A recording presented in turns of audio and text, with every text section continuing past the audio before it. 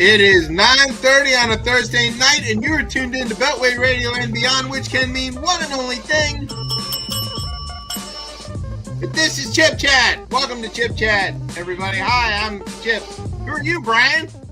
I'm going to take Tez's line and saying it's not Tez. Yeah, there you go. Tez is on assignment. He is traveling back from his assignment. He's apparently not having a very good time of it either, which is fine since I wrote the entire show. I have to do my own show. I had to after what happened last week. I had to do everything, and as our friend Jack, the Hood sommelier, I'm working on it. Sommelier, explained to us, somebody's got to do something around here. I'm about tapped out, so I guess this is the quality of show you're going to get this week, and too bad. We have a special edition though, Brian. This is a special edition of Chip Chat. I don't know if you knew that. Is this special edition number 677? Yeah, something like that. Okay. Hey, it's numbered for your pleasure. It's a very special edition because this week we're going to talk to Gary, who's a cybersecurity contractor. He's worked for a lot of he's worked near the government in a lot of ways. We'll let him sort of explain the proximity there. He's going to talk to us about the risk of Elon and the Muskrats and what they pose to our collective safety and security, not just by destroying the government, but that they might be opening up your data to all of the bad guys. So we're going to ask him about that. Also this week, the fire hose keeps blasting. There's even breaking news tonight that we won't even really be able to cover, that all of the Southern District of New York basically resigned and there's no lawyers left running the Department of Justice, which is exactly what Elon wanted. That's nice. Yeah, it's great. And yeah, so the fire hose keeps blasting. Trump's people are out here trying to kick off another ground invasion in Europe. They're in Munich. They kind of got what they wanted, the terrorist attack, I think. They're provoking violence in the Middle East. They're renaming water so that you won't pay attention to all of the other stuff. Plus, Israel is planning another strike on Iran. The Kennedy Center got stupider. And we learn about eating beaver for Valentine's Day. Brian, are you looking forward to some eating some beaver on Valentine's Day? Not the beaver that we'll be talking about, but okay. I don't know what you're implying, Brian. Well, stay tuned and find out, folks. Yeah, it would have been great to pull that line on Tez because he wouldn't have read ahead and he wouldn't know what was coming. But since you actually care and do graphics for this show, so we're going to be talking about eating beaver. So it's going to be a packed show. There's a lot going on. I don't even know how to describe everything that's going on, to be perfectly honest. But yeah, wattle da. Yeah, that's where we are right now. Cocaine Mitch is going to feature also in the show. So if you do feel like eating Mitch McConnell, tonight's a good night for that. And I don't know if Alex Jones is going to make an appearance or not, but it would be great. Actually, there's going to be a different type of appearance. We found some nice group of people who have something to say. Oh, good. There's nothing more fun than Brian dropping right-wing YouTube music videos on us during the break. Yeah. It's going to be great. Yes. Okay. I don't know. I don't have a word. Well, it's like a word. I don't know. Brian, do you have a word? Yeah, I got a word. Okay. Well, let's give it a go then, shall we? So sit back, grab some Beaverton. It's time. You're listening to the best show, the only show, Chip Chat on Beltway Radio and Beyond. Street balls.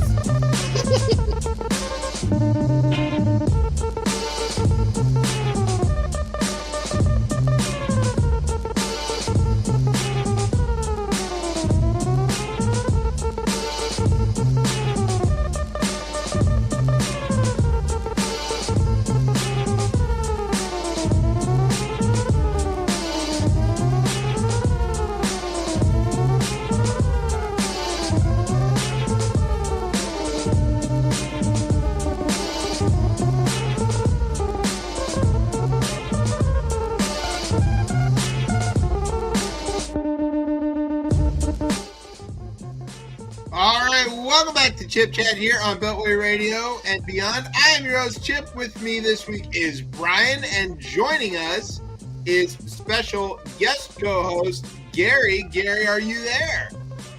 Good evening, Mike. How are you? Good evening indeed, sir. All right. Now we've come to a part of the show called The Rundown. This is where I tell you about some stuff that's going on in the news. If we were professionals, it would sound a little something like this. From Beltway Radio and beyond in Washington, D.C., I'm Emmy-nominated TV newsman and just bona fide sexual beast, J. Scott Smith. And this is the part of the show where I tell some stuff about well, maybe not me, but somebody else is going to tell some stuff about what's happening in the news. So what's going on in the news, fellas? Thanks, Jake. Can't do without it, man. Long and obnoxious. It's our favorite part of the show. Yes. All right, so this week began like most weeks in the new normal. Elon was holding a chat in his Oval Office with six-time bankrupted New York businessman and presidential hopeful Donald Trump sitting glumly next to him, staring into his Diet Coke and wishing that he knew how to drink booze. Trump had just signed a new executive order handing even more power to Doge and requiring, quote, a Doge team lead to be installed in every agency. Incidentally, Doge team lead is what Trump orders from his favorite Russian escort service when he wants another golden shower. The directive instructs agency heads after the hiring freeze expires, which I think is like in the next couple of days, to recruit no more than one employee for every 4 who depart from the federal agencies, with exemptions for personnel and functions, quote, related to public safety, immigration enforcement, or law enforcement. And it orders agency heads to, quote, promptly undertake preparations to initiate large-scale reductions in force consistent with applicable law. That's a funny phrase because nothing they've been doing is consistent with applicable law. Beside him, Musk, who said, quote, if bureaucracy is in charge, then what meaning does democracy actually have? It does not match the will of the people, so it's just something we've got to fix, he added. Neither Trump nor Musk provided specifics for the corruption that they found or how they plan to address it. Noted unelected bureaucrat Elon Musk used that occasion to rail against unelected bureaucrats, using himself as an example, saying, quote, look at this rat-fink Afrikaner racist with a receding hairline and the awareness of a thick plate of steel. Do you want this loser running the show? The answer is apparently yes. Doreen Greenwald, president of the National Treasury Employees Union, said Tuesday evening in a statement, quote, the arbitrary firing of thousands of employees across multiple federal agencies outlined in tonight's executive order would decimate government services critical to the American public. Federal employees protect the environment, safeguard the public health, provide aid to Americans in need, promote economic growth, and secure the nation. Exactly what we're trying to prevent, said Musk while eating a baby sea turtle. Public health sounds like a poor person who needs medicine. We only want rich people getting medicine. And by medicine, we mean more money. All right. So what are we doing with all of this? We're firing everybody in the government, right? And illegally, I would like to point out, most of these federal federal employment has a lot of rules. It has there's unions, there's collective bargaining agreements. All of this stuff has been legally adjudicated. There have been people who've tried to do this in the past. It's lost in court. There's a lot of legal precedent here. There's a lot of case law. I think all three of us know a lot of federal workers. This will be absolutely devastating to the economy, not just here in the Washington area, right? Of course, 85% of the federal workforce does not live or work in the DC area. So it's not, but it is bad for us, right? Because there are a lot of people who do. But also for the economy as a whole, because a lot of what the government workers that Elon wants to fire do are things that make it easier for people like Elon to do business. So I don't know. What say you, gentlemen? I had a conversation with someone who gets these weird emails from him, and it gets weirder and weirder by every one he sends out. He gets the OPM ones, you mean? Yeah. So yeah, I've got a few buddies forwarding those to me too, and they are extraordinary. it's just, this is proves the fact that business people, they should stay in their own lanes, and knowing full well is like once they venture off into other things that they fully do not know how it works, it causes a lot of problems. And I think here, I mean, within the next month, hopefully it's not the the Ides of March that we're going to be dealing with here. Unfortunately, it's one Caesar is not going to be going away. It's just it's an entire plethora of people who helps makes your work supposedly easier. And I really think that these people, not Musk is just a figurehead in a sense, but really is like him, Trump, and whatever this Project 2025 is all about. They have no clue of how damaging they're going to be doing to this nation once whatever this thing ends.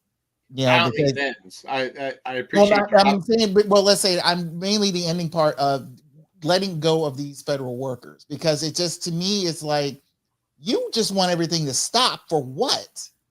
So because you really have no proper explanation for it. But maybe Gary does, since he's currently working with it. Yeah. Going back to Trump again, like he was elected, it's the outsider mentality, okay? And it's emblematic of what I'm a New Yorker, and I have a keen awareness of what Trump is now, okay? Because New York is full of the finance people, the money people. They think, oh, Washington, they're just a bunch of crooks down there. I could run a better government than they could, because we got the money, and I just am the boss in the private sector, So they come in, and that's their priority. Now, Musk is an extension of that. He's another outsider. And they look and they come into Washington. Yes, it is a bureaucracy. I don't know where that word comes from. I do. Well, bureaucracy is a word that comes from French, and it comes from literally bureau, as in a chest of drawers. And the idea here is that you've got boxes, and in each box is a part of the bureaucracy that does a particular task. Because to do all of the tasks by one person, which is how the monarchies of old Europe were set up, is overwhelming, and you don't have enough capacity to do all of the things. And the French figured out we should split up the duties of governance and administration into little boxes, and so that people can be responsible for their specific part of governance, and they called it a bureaucracy. Why not call it a bureaucracy? A little more French sounding. I did not know this stuff. That would have been very helpful to me. That's a very good explanation now, of course. Now, bureaucrats are nothing more than government employees. And government employees are normal people. Many of them have come up through the military and found themselves in jobs such as these. They're either on assignment. I work in DOD, so a lot of them come flowing in from the Army. Some of them are active duty. Other people have come to government service by first doing an internship. You start working for nothing. You find out what your passion is, and you find your call for public service. Right. People, and many times in their life, they come in and out of public sector back to government because they want to serve. So what's wrong with that? The agencies have a mission, a task, and that's how those tasks are carried out in the bureaucracy, right? Yeah. So all of that is part of the thing. I mean, to Brian's question of what is it that they're going to be left with when they crush this thing or manage to grind the government to a halt? It's exactly what they want. They want some sort of Wild West, lawless, sort of late stage capitalist Mad Max world where whatever it is that Musk's business ethos is of building, of tearing it down and starting it over again. Yeah, and it's hard to know really how much of what Elon wants is also what the 2025 guys want, because Elon's got a hero complex, right? Elon wants to be the one to save the world, even if it's from the problems that he created. And he doesn't want the world saved unless he's the one to save it. That's another big thing about him. I get that, but the thing is here, it's like he hasn't fixed anything.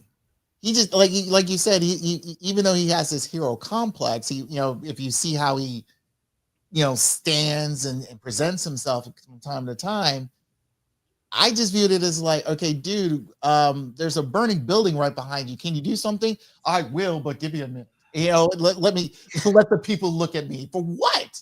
And I think he's totally clueless. Well, he's not clueless. No, I mean clueless in this aspect. I feel like him going in there, his game plan is like you said, just go in there, shuffle the like he dumps all the puzzle box, dumps it all out, all the pieces are everywhere, shakes it all around, but doesn't put anything together except maybe either a little bit here, a little bit there, but then everything else is just spread around, and he'll just like, okay, at least I tried, but I'm gonna still do something, but then again there's something else, another fire that I want to try to quote unquote take care of. He's in his own freaking world. I don't care. Everyone say he's autistic. He's whatever excuse you want to give him to him. It's like, dude, he does not belong here. As the quoting words of Bianca Belair, it's like, you don't go here. Meaning, dude, you're from South Africa. You have no business of what the hell going on around here, how the U.S. is run. And somehow you let this knucklehead, the orange peel, give you a job that you fully have no idea how it works. And all you want to do is, well, I did Tesla, I did Twitter, let me do this. And it's like, okay. And they give you the reins for it, and you're just making it worse. You're part of the problem. You never have a solution. And none of these MAGA idiots have a solution. Not one. So I think it's important that we kind of like break these up into two different boxes, though, because what Elon has actually accomplished, or his companies have actually accomplished, some truly tremendous things, right? They have made orbital flight relatively inexpensive and reusable in a way that we as humans have been trying to do for ages. He's got Starlink up there providing high-speed internet basically to the entire world, which is itself like Bond villain shit, because he could push a button and crash it all too. Oh, I have a side note. I have a side note. Okay. Remember I told you about my phone and and I find out why my phone was out. It was on Starlink. It was on Starlink. Sadly, yeah. Because of the fact that I didn't find out until one of the Super Bowl commercials was the T-Mobile Starlink commercial. And I'm like, oh, shit. So it's like, thank you.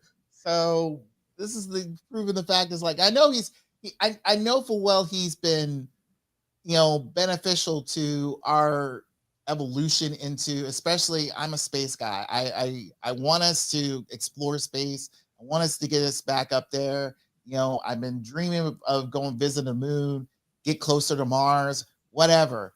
But like you said, I don't need Goldfinger the Junior to do it for me.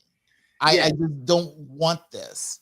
And I feel like, if he was just a simple businessman, not simple, but just a businessman trying to make things better, fine. But he is just making it worse, because again, having someone who claims he's self-proclaimed genius trying to fix things, and knowing for well, it's like, dude, you can't even turn a Rubik's Cube right. I don't know what the hell you're doing here. So, like I said, I would put Elon in a separate box, because what he's doing is kind of his own thing. And I very firmly believe that Elon is irritated by what he sees as obstructions. He's very convicted in what he thinks is right, and he thinks that anything that gets in his way is justifiably worthy of being destroyed, even if that's ruthless, even if that's mean, even if it causes a lot of destruction in the way. that the ends justify the means in his world, and so that this is all totally valid. And in that vein, he saw an opening in the Trump campaign, and he said, these guys will be glad to have my money and my assistance and my profile, and I'm going to ride them for as far as I need to go to get what I want. And then if they rise up against me or turn on me or whatever, I'll just have my robots kill them or something. And he doesn't like a Bond villain. He is like a Bond villain. So he is, I think, overtly using the Trump people to accomplish whatever it is he's after. Now, it used to be about the engineering for him. I think it was until people started making fun of him, which is also part of how Trump got to where he is. If Seth Meyers hadn't ravaged him at the press correspondence dinner in 2012, we probably wouldn't be in this situation. Yeah, but I think the arrogance took hold when he moved on from the engineering and bought Twitter. He bought Twitter to what people thought, you know. He bought Twitter because he was tired of people making fun of him on Twitter, and he lost money at doing it because he wanted two things with Twitter. He wanted to tell everybody else to shut up, and two, he wanted to control information. And he's very successful in that second regard. He has turned Twitter into an even worse, more despotic place than it ever was. And apart from it being glitchy and not really like technically functional, right, it's also just unpleasant for a lot of people who would otherwise be users. And that's fine with him because it means he's controlling a narrative, he's controlling a message, which again is part of this whole "I'm Elon, I'm going to save the world" kind of thing, that he needs to control the message. That's very 1984 and all of that stuff. I'll put that all in its own little separate thing. I don't really want to talk about that right now. What the Project 2025 people are on and their destruction of government isn't new. This is pretty standard pre-Reagan Republican, Nixonian, the government is the problem sort of thinking. And in these guys' minds, the goals that people often attach to what they're doing, which are often lies, right? We're promoting freedom. We're promoting economic growth. We're promoting business. They know that stuff's not true. What they do want to do is fleece. They want to steal. They want to grab. They want to take what they can for themselves. And one of the ways they can do that is deregulate the space. And the reason that we have laws that we do is they're all reactions to things that have happened previously. The antitrust laws were set up because of a previous Gilded Age group of people who were interested in working in a lawless society to literally scrape everything they could from America and steal it all for themselves. And the American people said, no, we don't want that. And so boom, antitrust laws. We had unscrupulous people selling all kinds of food or drugs or anything that just, they didn't care about safety for their workers or for their consumers. Boom, the FDA. We had mines that kept blowing up, killing all these miners and stuff, and the unions and the miners, they rose up and they fought, and boom, we've got MSHA. So like all of these things are reactions to critical failures. The Smoot-Hawley tariffs were critical failures and caused in some ways the Great Depression for not just the United States, but for a lot of the world. We had reactions to that, right? All of these things are reactions, and they're mostly reactions that seek to protect the vast majority of us, whether that's black, brown, white, or whatever, rich or poor, from the very few who would otherwise rape and pillage and steal everything that they can. Trump is part of that group that wants to rape and pillage. He's been convicted of that. And so they are looking for this thing, and the Project 2025 guys are looking for this opportunity to do two things. One, set up a deregulated country where they can just do anything they want with no repercussions. They can dump anything in the rivers. They can steal people's lands. They can lie on contracts. They can mistreat their workers. They can let them die. They can be not be held accountable for what their products do, all of that stuff. And the other thing they really want to do is set up a white Christian ethno state where white men get to oppress everybody else. And those two things work very well together because the white men are already the ones with all the power and all the money. And so if they want to continue to have all the power and the money, then what they're going to do is add these two things together. What Trump and his people are doing is just the apparatus of that movement. Mhm. And that's how they get so much buy-in from so many of the people. There are a lot of people who want a white supremacist Christian ethno state who are never going to be rich. So they're in league with that. And then there's a bunch of rich people who maybe don't want a white supremacist Christian ethno state, but figure that if they're rich enough, they can kind of weather it. And so they're in league with each other. And now you've got this unholy alliance of all of these people who are working towards a thing that is the utter destruction of the idea of the United States. Right. That's what's going on here. So that's why, like, Brian, you say, oh, well, what will the repercussions be if they unmake the government? It's exactly what they want. If the government isn't there to provide permits for building, they'll just build anyway. If the government isn't there to help regulate trade, they will trade, but they will trade unscrupulously. If the government's not there to regulate how much people fish, they will fish the seas completely barren, and they won't care. They will do all of the things the government is there to make not happen. They'll do them all, and they'll do them all at once, and then they'll just carry off their bag of money like it'll somehow protect them from the rising oceans. It's crazy. As crazy as it sounds, this is where I feel like, again, the states will try to be a bit stronger now because they feel like, because some certain states, I really believe maybe this, the Bible Belt, the southern states, I really believe that they've been highly, relying on federal protection, federal government to, federal funding for a lot of their things. I get that. I think mostly for, let's say, the coastal states, like where we live, the West Coast, I think they can be self-sufficient enough to where it's like, we ain't dealing with this shit. And I think this is where I think, sadly, this cold civil war is brewing, because if they completely allow, especially, like, again, those who voted for him, the Midwest and the southern states, not realizing the fact is, like, a lot of the things that you've been relying on, their farmlands and all that stuff, and things on the on the Gulf, quote unquote, the Gulf of Mexico. I feel is like, look, whatever that new MAGA federal group that is letting them do whatever the hell they want, no, it's going to ruin you. And it's unfortunate. The fact is like, and with this certain, and those states that voted allow this stuff in, those red states, quote unquote, is not there going to protect you because they're going to continue to allow it. And it feels like, and it's kind of unfortunate that they are so blinded by this, and because of the fact of just simple power, they want to stay in that power structure for whatever reason. And it's not just the simple fact of white man sustainability. It's the simple fact of just the Republican Party. They want to keep it red. They want to keep it solid red, and continue to run this government to the ground, knowing full well is like the people that you had since Nixon has been fucking you over and over again, and you guys are too blind to see it.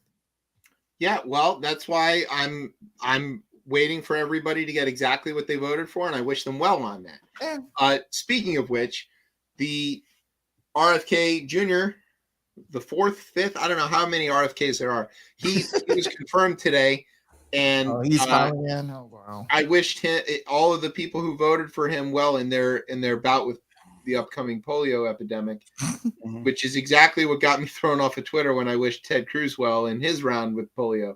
So we'll see. Cruz, where's he been? He has quiet. I would assume Cancun. I don't know how Texas right now. Very quiet. Speaking of quiet, this one's called Paying the Price. A judge on Wednesday lifted his pause on the federal government's deferred resignation program. This is the fork in the road emails, which I'm sure is what we're all talking about that we've been seeing. These things are really they read almost like a B movie mobster writing an email. It's like, hey, quit or else. And then it's like, oh, we forgot to add the or else. Okay, here's the FAQs on like what the or else could be. And then they're like, third email. And it's like a lot of people have been asking about some of these FAQs. They're at the bottom of the email. You have to scroll down. And it's very like hackneyed and kind of like amateur hour in the way that these things come across. They're formatted badly. I would also point out they're riddled with spelling errors. It's all very, very funny. But it's also very, very threatening, right? It's basically like resign or else. So a bunch of the unions, a union that represents 800,000 federal workers, they filed lawsuits to stop that program, calling it arbitrary, unlawful, short-fused ultimatum. The judge initially looked at it and said, yeah, this would have a lot of irreparable damage. His name is Judge O'Toole. He is, in fact. And then he basically reversed himself. He said that the unions don't have standing to sue here. In his ruling, O'Toole wrote that the union's lawsuit could not succeed because they lack standing to sue and because his court lacked jurisdiction. The unions, the judge said, were not directly impacted by the administration's directive, but are challenging a policy that affects others, specifically executive branch employees. Well, yeah, it affects their members. I mean, isn't that the whole point of this, right? Yeah, the union itself doesn't have standing, but they're suing on behalf of the members. This will undoubtedly get appealed up the chain, but it may not really matter. And here's why. Senator Tim Kaine of Virginia had pointed out that the government is not funded after March 14th, and that feds who take this deal may not actually get paid at all, citing Trump's scam dealings in the past. Quote, this isn't some trashy casino or a fake university. These are real people. Trump hasn't paid a bill since he accidentally left a 5 next to a half-eaten Big Mac in 1987, and he certainly isn't about to start now. He also pointed to the fact that, quote, just look at this fucking guy. Would you trust him? I know I wouldn't. O'Toole wrote, this is not sufficient for the unions to sue under the Administrative Procedure Act. He also said that the deferred resignation, here's my favorite part though, right? The ruling left the serious question, how much time would federal employees who had not yet signed up for the deal have to throw their names in? Well, the answer is none.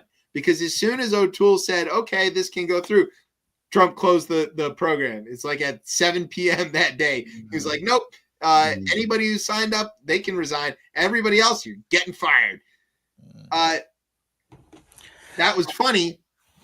Then it goes on to say, let's see, spokesperson for OPM said, quote, there is no longer any doubt the deferred resignation program was both legal and a valuable option to federal employees. That is not what the judge found. He just found that the unions can't sue. Right. And he also like had this line in there where he called it like blatantly illegal and otherwise chaotic or something like that, but that the unions couldn't sue for it. Again, I mean, this is what we're talking about, right? Federal employees are getting these emails threatening them. They said that your job basically doesn't exist. We can't guarantee that it exists, despite the fact that a lot of these people have legal contracts that protect their employment status and how they can get dismissed or not. And it just doesn't matter. This is ringing the bell and then waiting to see if somebody tries to unring it. This is exactly what I have been talking about on this show for so long. Now Maddow is starting to talk about it on her show because, of course, she watches our show, that court orders do not matter to this administration. And so when they do things that are illegal and people respond by going to court, and even if the court strikes it down, the damage is already done. They cut USAID. The court ruled that they couldn't really do that, and they had to put everybody back. But in the time that it took for that to happen, all of the contracts were canceled. All of the foreign partners that USAID worked for or worked with no longer have any trust in the United States as a fair broker. They'll never sign another contract with us because they don't think that we'll stand up for it. $500 million worth of food aid rotted on the docks waiting to get sent out because they paused everything, and millions of people were affected. Thousands, if not hundreds of thousands of people died as a result of this decision, all of which they then nonchalantly were like, what? If they need a waiver, they can get a waiver. What are you talking about? Rubio acting like this is no big deal. It's very fascist. That's the word for it, right? When you go, hey, this thing is happening, they go, don't worry about it. It's no big deal. It doesn't affect you. You're not the one. Come on, it's totally fine. These guys can get a waiver if they want to. What are you talking about? Their emails don't work and the websites are down. That's not true. You guys are overreacting. Fascist. That's the word for it. If anybody says anything else, they're wrong. It's fascist. That is what they go watch a movie. Go watch any movie where the Nazis are like, oh no, you're overreacting. It's fine. It's gonna be fine. Yeah. We're not taking your land to build a gas chamber. No. You're overreacting. Hey, look at this, the Gulf of America. So just I want to like kind of point something out about this though, because I keep hearing people saying, okay, this is going to get challenged in court, or Democrats need to stand up and fight. Well, the question is, fight how and fight what, right? Because if Democrats stand up and they go to court, and the courts rule, and the Trump administration ignores the courts, it's no fight. So what are we talking about, guys? What are we talking about here? Well, we may be talking about Congress being the only tool to fund the government, because they obviously need to do that. I think that, we're definitely looking at a shutdown, and only essential employees and services will be granted. Obviously, I mean, if they want to tear it down and build it from scratch, that would be the first thing they do. Look, they canceled the buyout program, just like they said, early. And I think it's easy to assume that a lot of people are not going to get their severance. And, right. Then if we have no budget, if we have a government shutdown, they're not going to get paid either, except for people that are contractors that are prepaid, Well, so that's a question I have to ask, especially you guys, because I've done some federal contract work before. And if something like this, you're hurting a lot of, those who are setting up those contracts, those businesses, because I worked with an outside firm who was able to, bring in contractors to come in and help out in the government. And she had people, all over the, pretty much the world, so to speak. And for someone like her business and anyone else's who, is able to try to hire people to help with whatever government employees and government agencies that need filling, I feel they should be, asking for, let's say, pretty much be suing, because you're pretty much disrupting not only their business, but pretty much it's just like, look, you're not properly obligated to pay me to help pay my workers in a way that we agreed on this contract. And then based off what you've been saying is like, they don't give a shit. And I feel like it's like, you're breaching contract because you want to, again, pillage and take over shit and create whatever new image you want to do. But then again, it's like you need people to work here.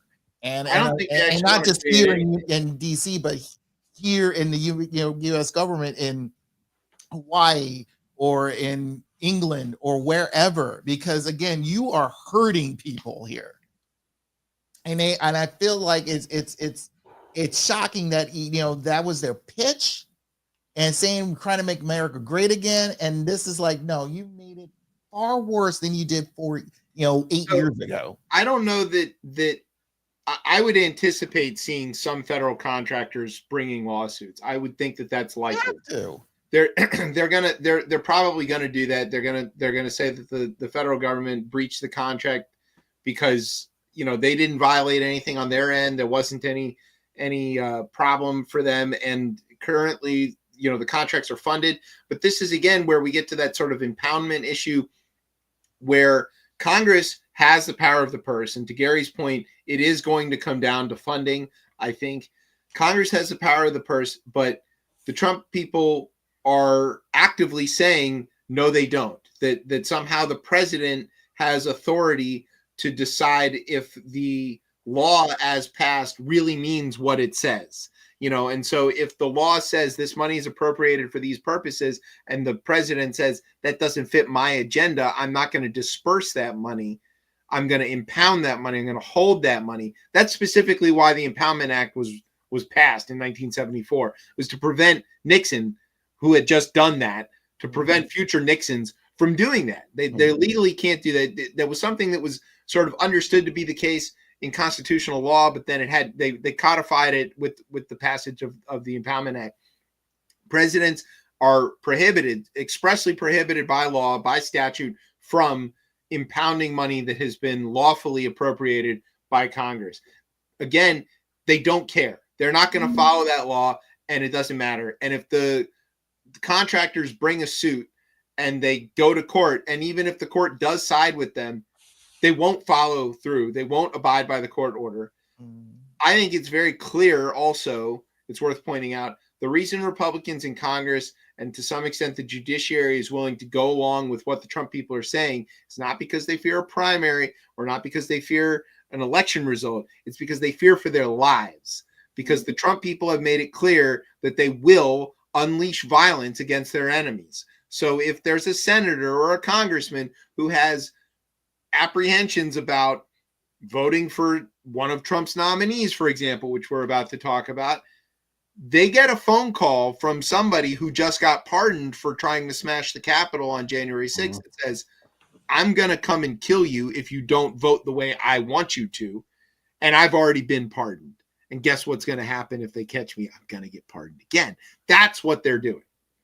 So your questions are all very valid, but to the funding thing, that's where it's really going to come down, right? Because Trump is acting like he can do anything he wants without respect for the law, without respect for the order of things, without respect for the statutes and things that define how things happen.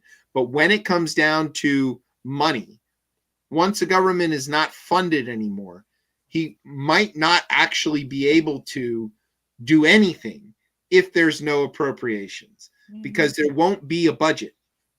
And I don't know a lot of people who want to work for free. I certainly don't think there's a lot of Trumpistas who want to work for free. I think quite a lot of the people who are engaged with what he's doing are doing it because they think they can get some money and get out of there, which they won't get out of there. But, so if he doesn't have the money, he can't order the military to do stuff that he doesn't have money for. And if he doesn't have the money, he can't buy the shovels that he needs to do the work or whatever. He can't buy the tents to put up in Guantanamo. These things need money to happen. And if there aren't dollars, these things will stop. Right. Well, Trump is the president and he thinks he's running a private enterprise and the members of Congress are his employees. All right. Now we're a month into his second term. Let's see how much farther we have to go with this before it all crashes down.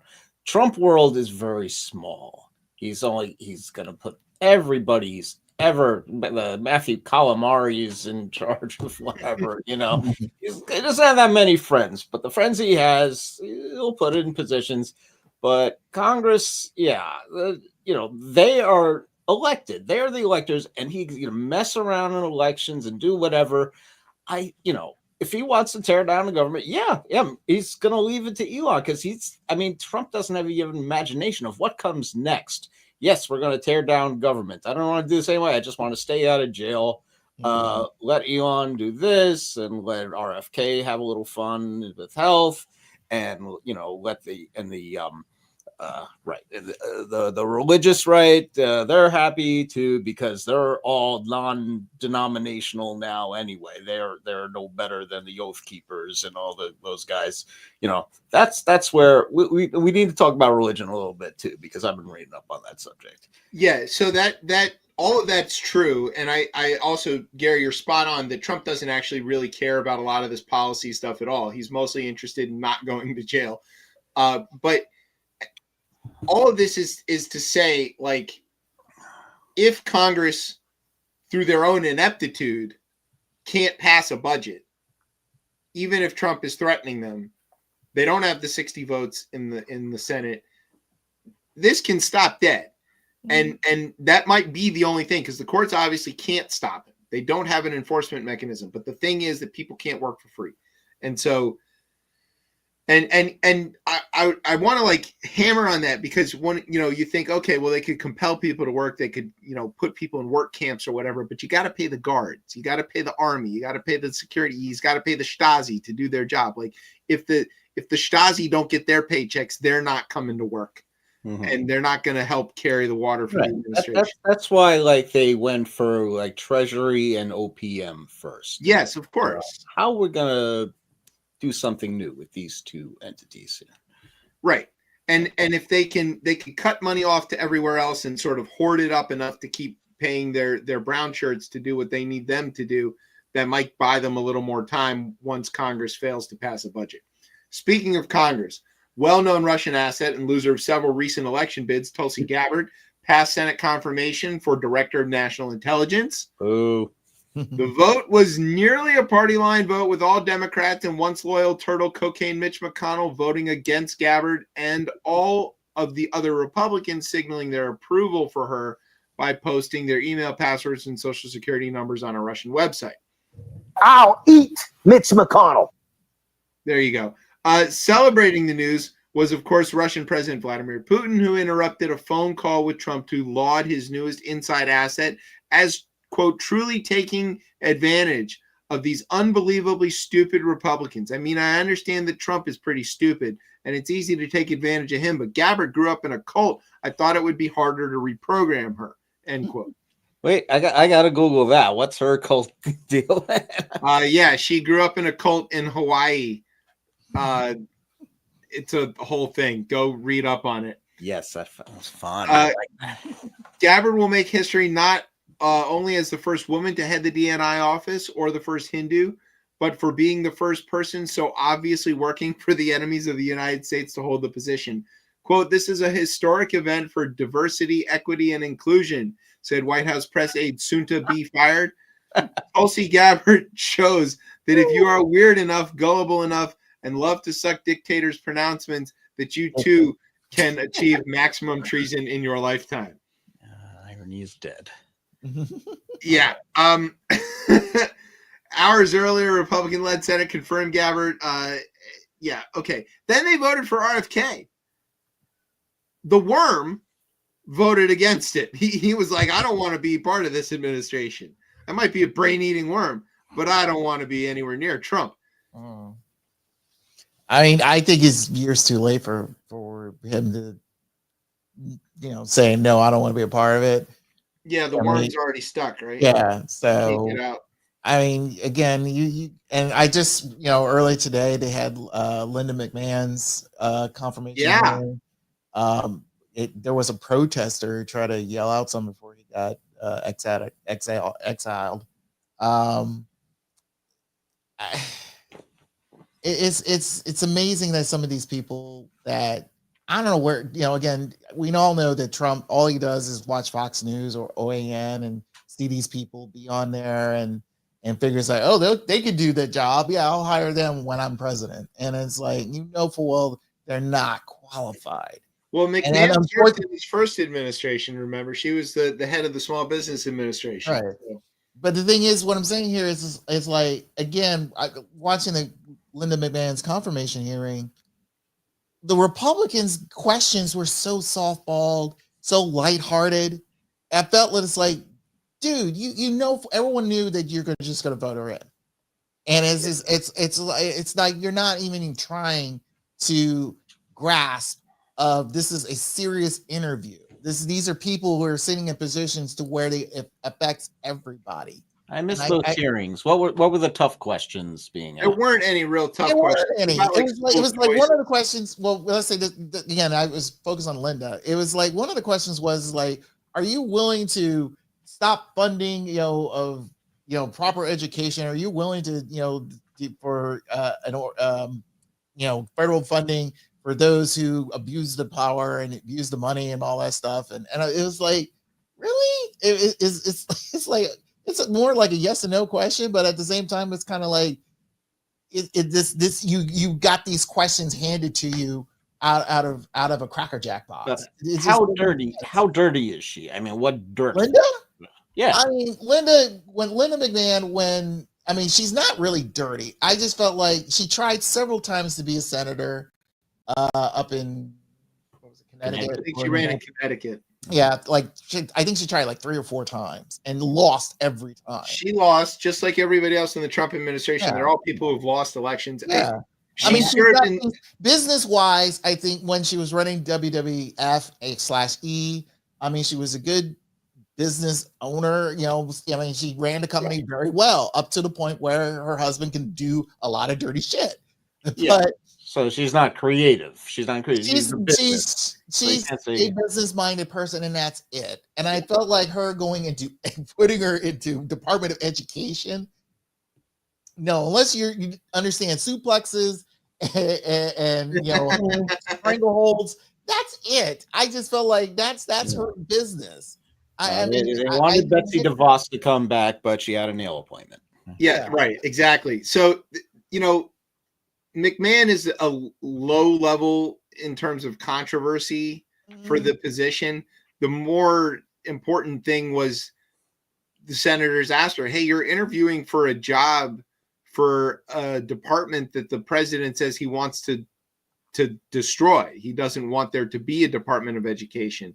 You know, why are you interviewing for a job for a thing that you don't want to exist?" And the other thing that was sort of really evident here is how surprised Republicans are to find out what the Department of Education actually does. That it doesn't set curriculums. It's basically a bank. And its main jobs, at least regarding K-12 education, is Title I and Title V. And these two things are in the Education Act, that they are dispersing federal money to low-income schools, primarily in rural America, I would point out. And the South. And then also dispersing federal money for schools for disability, for kids who have disabilities and need additional support. It's not setting curriculum. It's not setting rules on how the money gets spent or any of that stuff. Its main function is essentially a bank. And Republicans, by and large, seem to think that the Department of Education is setting a woke curriculum and teaching my kids to be trans. And when they get into office, they are shocked to find out that that's not happening there at all. But that doesn't stop them from saying that that's what's happening. Actually, that was one of the questions was pointed out. It wasn't more of when you mentioned title. They were talking at the time was talking about Title IX, and I felt like it's like understandable. Yeah, Linda McMahon, she's a woman and all that stuff, but this whole stupid executive order banning trans athletes into women's sports, it's kind of like, okay, where do they go now? Unless that since we're banning things that aren't real. Yeah. So I mean, mind you, that aspect I kind of was the only model agreement. I just felt like it's like it needs to be either have the trans group be in there having their own group or in their respective original even though they transitioned, but be in your respectable original group until otherwise. But until we finally figure out, it's still a confusing new. There's probably room for discussion on that. Yeah, further discussion. But it felt like Linda knowing Title IX, mind you, her main feature when she was really seen is the Attitude Era, where women were getting thrown through tables and shit and by guys and stuff like that. And it's like really, visually it was kind of disrespectful.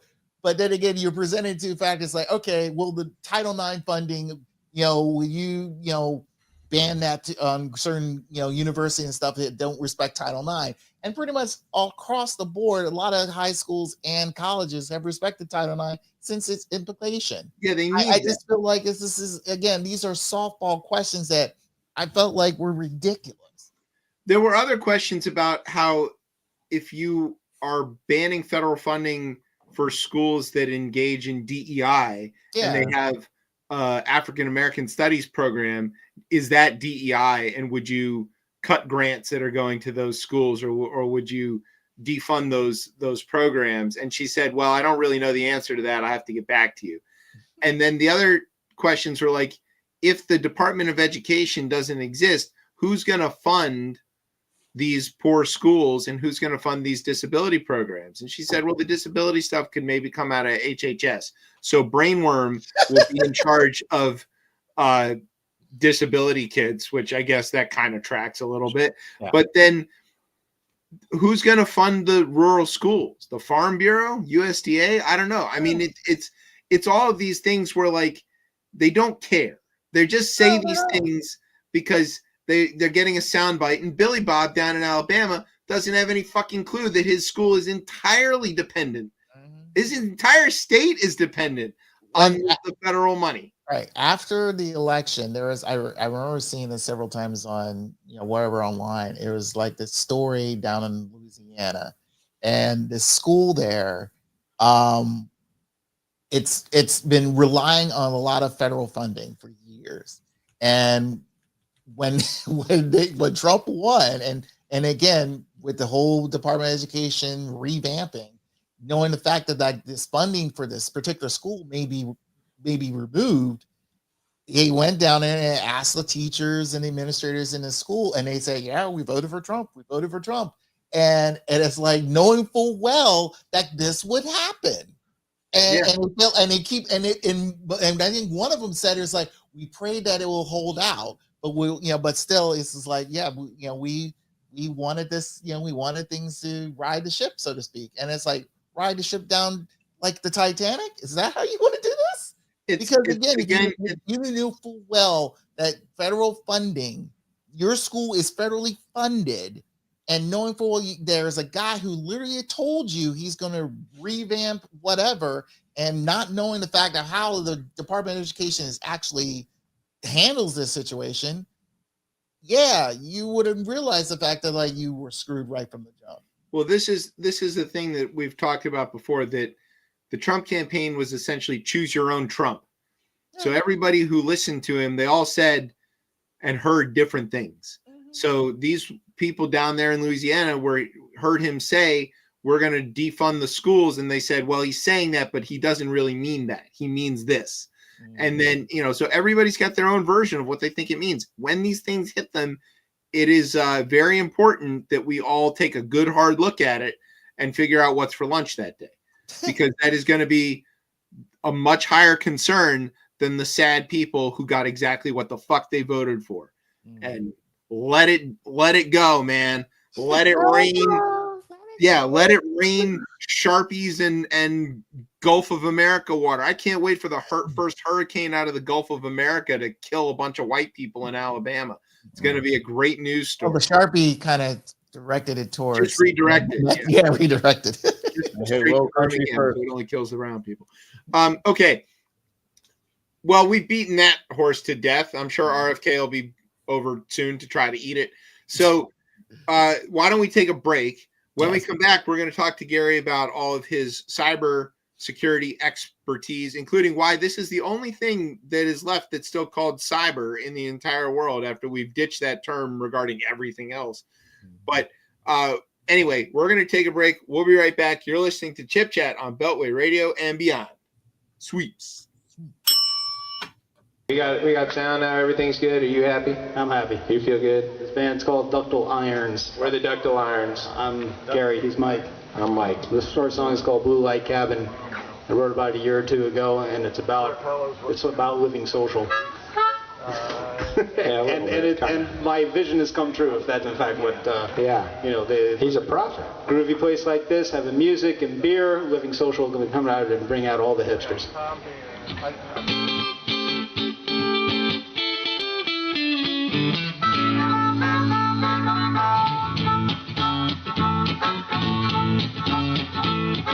Friday night arriving, gonna settle the score. We'll stop at one bottle, better make it four. Get the wine out in the cheeses too. You bring your lady and I'll call my boo. Get in and drive about a mile or 10. Go ahead and bring your teetotaling friend. Kill the lights for the last quarter mile. See the blue light cabin, gotta walk a while. Looking for the party, secret rendezvous. If it's drinks could be a monthly thing, call, get bent in the woods. White cabin at the end of the trail. Jackson in the keyhole, be ready to sail. We offer 20 for the doorman too. Hit for 20 more at the coat check too. Drop another 20 for the mailer team. Out $80 before I take a seat. Bartender screaming like there's nothing to do. Giving out those suckers think they're better than you. We are on the lookout for the next big thing. Cuckoo clock is shot after the first bell rings. Went to the party, couldn't take the haters. I'm gonna stick my dick in the mashed potatoes.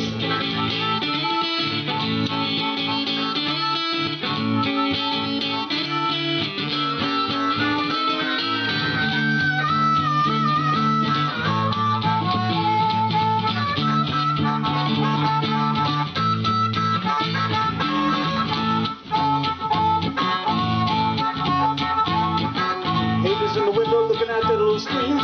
Regular on the cell phone, I'm floating out their knee. 50 missiles like they work their phone on the star. Elbow to elbow, thing out the whole damn bar. Screaming and smoking like a bunch of damn kids. Got no damn idea who Willie Matter is. Guess I'm gonna have to do my drinking alone. Blame society and take my old self home. Looking for asylum from the daily grind. Stepping out the comfort zone, no telling what you'll find. Went to the party, couldn't take the haters. I'm gonna stick my dick in the mashed potatoes. Looking for asylum from the daily grind. Stepping out the comfort zone, no telling what you'll find. Went to the party, couldn't take the haters. I'm gonna stick my dick in the mashed potatoes.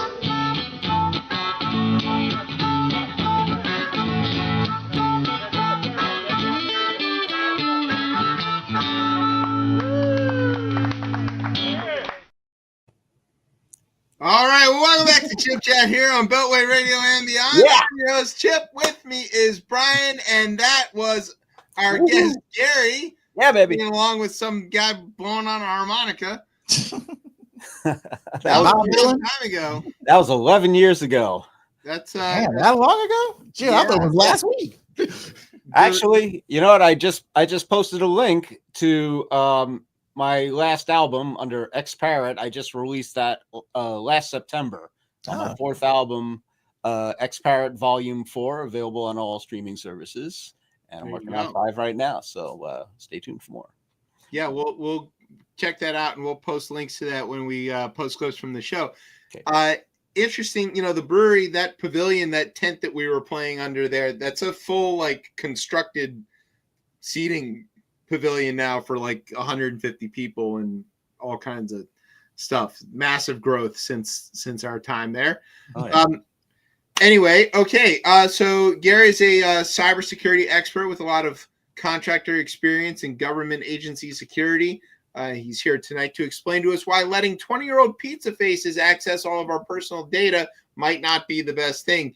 Gary, officially welcome to Chip Chat. I'm happy to be here, Mike. Thanks for having me. All right. So let's go with the first thing. Okay.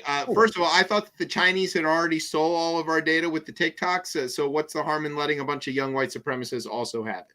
Oh, yeah. Well, I think with TikTok, the data that they might have been exfiltrating out of their user data, whatever, there's different agreements to using whatever application you're using. I would worry about, the location data, frequency of the posting, things like that. But yeah, I'm not too. But the white supremacists and the unqualified people are certainly my concern. I've been pissed off about this since the first Trump term, and bringing in young Jared Kushner into the fold and fudging his SF-86 classification form. Now, it's not only a background check that form is, but there are questions basically directed at finding whatever conflict of interest you have, mainly if you have foreign holdings, foreign interests, participate in a foreign election, any conflict of it, you're entering the U.S. government, that kind of background, and the overall trustworthiness. You know, they worry about that exfiltration of data, government data leaving government information systems. But now we've got a president who stole government data and kept it in a bathroom and with like nuclear codes in his fucking shitter down there in Florida. Also this week they suspended all of the bribery rules, saying that those things shouldn't apply anymore. So if you want to go ahead and bribe a government official, now you're free to do so. If you're a foreign government and you want to bribe a government official, you're also free to do so. You may remember that during the first Trump administration, there was this major leak. I think it was IRS data that left, and it was 20 million people their information was taken. These guys aren't really keen on like a lot of security. They don't seem to think that it matters. I think that they're rushing the access. They're giving, these guys are not doing InfoSec. They're not doing the sort of things of like, don't just stick random thumb drives into your computer. You don't know where those things have been or what they've got on it. And here comes Elon, and he's like, yeah, we're taking all of that shit and we're going to just grab it and go and do whatever. They probably leave it sitting around while they're all getting high. There's no oversight. That's the way they want it though, right? They want to just take all the, what are they doing with this data? Well, I mean, they're shitting on the three concepts that hold all security practices. Cybersecurity relies on confidentiality of data that only is revealed to those that it for what its intent, who and what it's intended for. The integrity of the data, assurance that it has not been altered in any illicit way, and the availability of data, that the people that are required to receive the data are authorized to get it. And that also goes for availability of information system resources. So, taking a website offline, that's a business disruption. And, agencies have a business mission. So their data is the most valuable thing. So it has to be held in confidence, has to have its integrity and its availability. So that's just the top level of what they're violating. And apart from taking websites down, do we have any evidence so far that the muskrats have dispensed sensitive information, people's personal data, or left it, out sitting around on in a ballroom in Florida? I mean, do we have any evidence that they have breached data in some significant way so far? Well, I've been trying to picture the invasion of the Treasury in my head here, how that went down. Now, I have worked for a lot of different agencies. I have been in the White House as a pure civilian and dinner guest, in the past. Right. I've never been in Treasury, which is right next to the White House. OPM is nearby too. So, and I assume that protocols are a little different than just having like the normal security guards there and swiping for metal objects and stuff like that. It must have been a serious bum rush, and to have those kids go in there and how they got access is just beyond me. I'm trying to think, I don't give them credit for any intelligence, subtlety, or protocol. These are fucking idiots. Yeah. So I don't know how the fuck they got in there and managed to do that.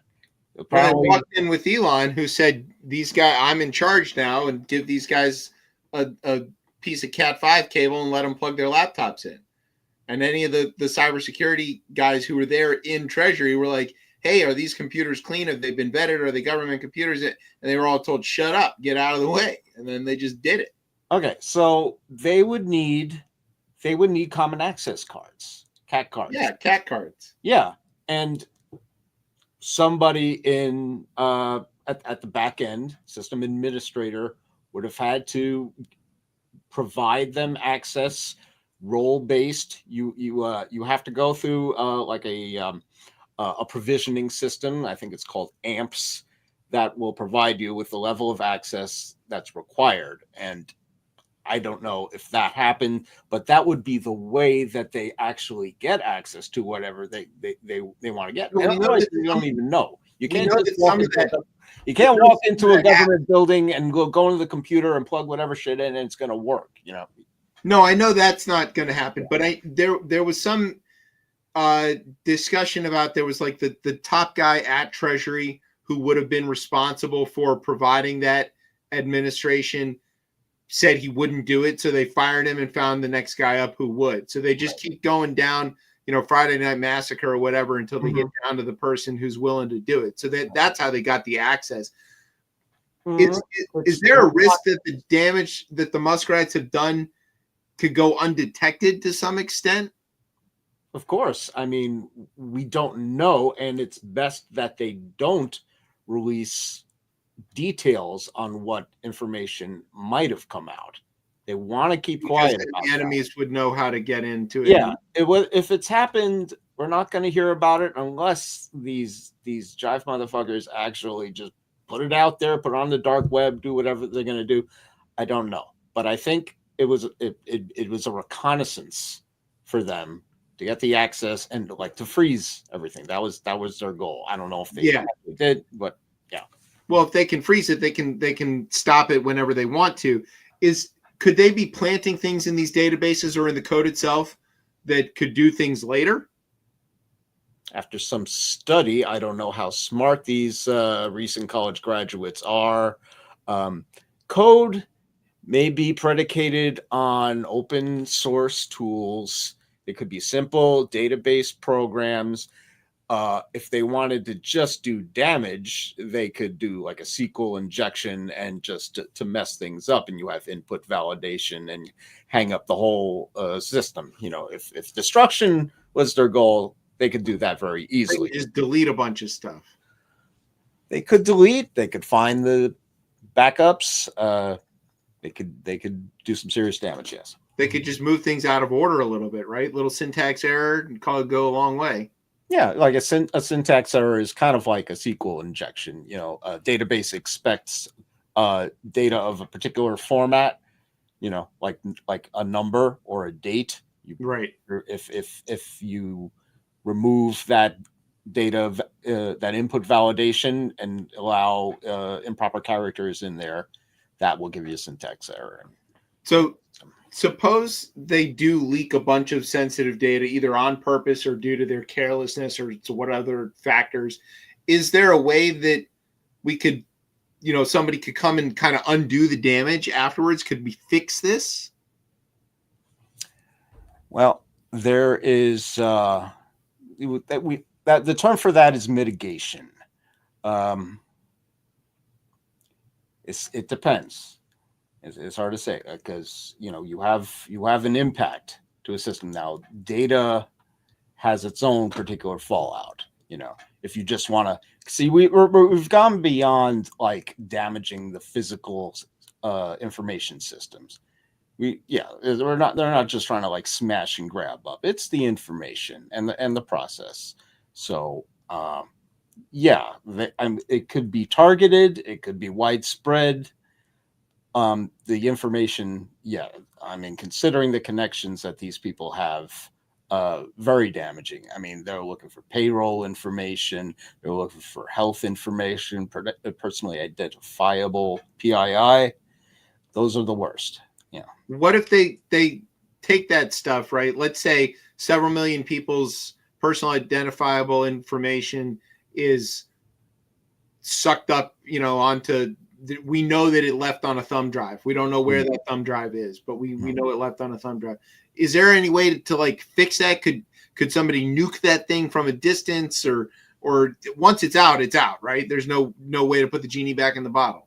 Well, I mean, there's been a long history already of identity theft and restoration efforts, privately done. It's a mess. I mean, thank God it's never happened to me, but people's lives have been ruined. Their credit's been ruined, lost their house, everything, out of no fault of their own. If somebody steals my identity, do they also have to feed my kids? They should. But all right, have at it. So recent court rulings have tried to restrict the access or limit access to what they can do with the data? Do you think those are being followed at all? I have high hopes for court rulings to see this through, but I mean, these people just are a hammer. You know, they've just taken a jackhammer to it. And I have faith that the courts will see this through, that this bureaucracy, if you want to call it that, and the civil servants that are determined to do the right thing. And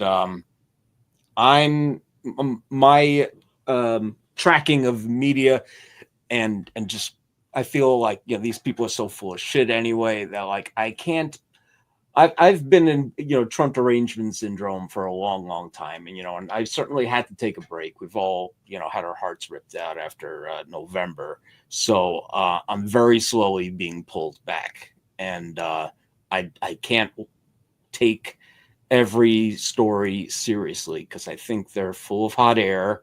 And I think there is due process out there. And there are, you know, there's a lot.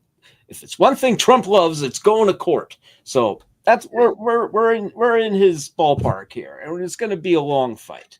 So let's say they aren't following the rules. Could they do things that could sort of cover their tracks sufficiently so that the court might not even know that they aren't following the rules?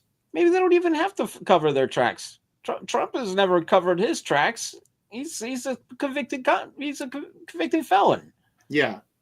So they you don't think, I mean, I'm not saying that they need to, I'm saying, could they? I mean, let's say they're smart enough to know that this won't last forever. And if they're only 20, they've got to live this out, you know, longer, right? Trump's going to die in a few years. Could they do things that would, like, make it difficult for the detectives to later go back and say, hey, 19-year-old kid in 2025, you absconded with the personal data of all of the taxpayers in the United States. We're going to charge you with that. Could he cover that up some way? Probably not. I mean, again, depending on how the system was audited, computer forensics can uncover a lot of information. Yes, they could find this individual and how he logged in, be it guest account or one tied to his identity, if he in fact used a common access card. Got it. But again, that's just the little guy getting screwed and not the people that put him up to it. Right. So, you know, what they've got access to so far is essentially the command and control functions of several agencies. Is there a lot of commonality from one agency to the next? Like, if they learn how to do this at Treasury, are they also likely to be able to do it at VA? Or are these different enough systems that there's at least a learning curve they'd have to overcome? I mean, I think they're similar enough. Command and control is a very specific term for that. You know, that's okay. But is that not the right term? In a way, it's not out of scope. If they want to get, you know, breach Air Force systems or any military agency that's got technology driven, if they want coding in the back end, they can control the drones. That's command and control. It's like a drone. You command and control. Yeah. No, I understand. I'm sort of using that loosely, but what I mean is, like, have they essentially been able to grab the function of the agencies by grabbing the function of the technology? If one of Treasury's jobs is to process payments, to literally move money from one account to another, and they have control of the mechanism that moves the money from the federal accounts into, say, the account of the contractors that they're trying to pay. If they've got control of that, could they be sitting on the beach with their phone just moving money from government coffers into their own bank accounts? Out of my scope, really. I don't know how. I mean, but I'll say, look, between Treasury and OPM, that's a real strong stranglehold that they have. I don't know exactly how they would be able to freeze control payment systems there, but those would be the two agencies that are under their control that could do that. And it appears that they've already done it. There's several reports of payments being frozen at Treasury, and then the administration saying, no, they're unfrozen. And the people who are on the other end of that transaction saying, well, we still haven't seen this money. Yeah. So, and I'm sure the banks will eventually have to weigh in and say, hey, we're not seeing this money moving, or we are seeing this money moving, but it's going to the wrong places. That's another thing that I think about a lot. Like, if they are going to fleece this stuff and just outright stuff their own bank accounts with a bunch of this federal money, which I think is definitely one of the things they're seeking to do, would that show up? Is that a thing that the banks would probably see on the other end, or would somebody see the money moving through the servers, or what? Well, it's interesting we haven't heard from like the banking establishment here. They may very well be in cahoots with all this. If regulations are lifted, they may turn a blind eye to it. Well, they're already attacking CFPB, so that seems like that is definitely part of what they're doing. That's above my specialty, where I could really track where things go. I've never worked on a financial system, so I don't know, how I don't know how exfiltration of normal data, you figure data, user data, program data, how payment systems operate. You can break SSL and encryption. You have encryption, but if they found a back end they were able to break encryption, then that could be a problem. What could people listening do to protect themselves and their families from the potential raid on their personal information that the muskrats are conducting? I mean, you stick to basic security practices. Watch your email traffic. Don't click on any spam, any suspicious emails. Yeah, especially if you get like an unexpected. You are cordially invited to take a buyout here, and click this link to accept your buyout here. I wouldn't click it. Yeah. Watch out for spam and antivirus, and just do the normal things that like a cybersecurity steward or an experienced computer user would do. Just good cyber hygiene.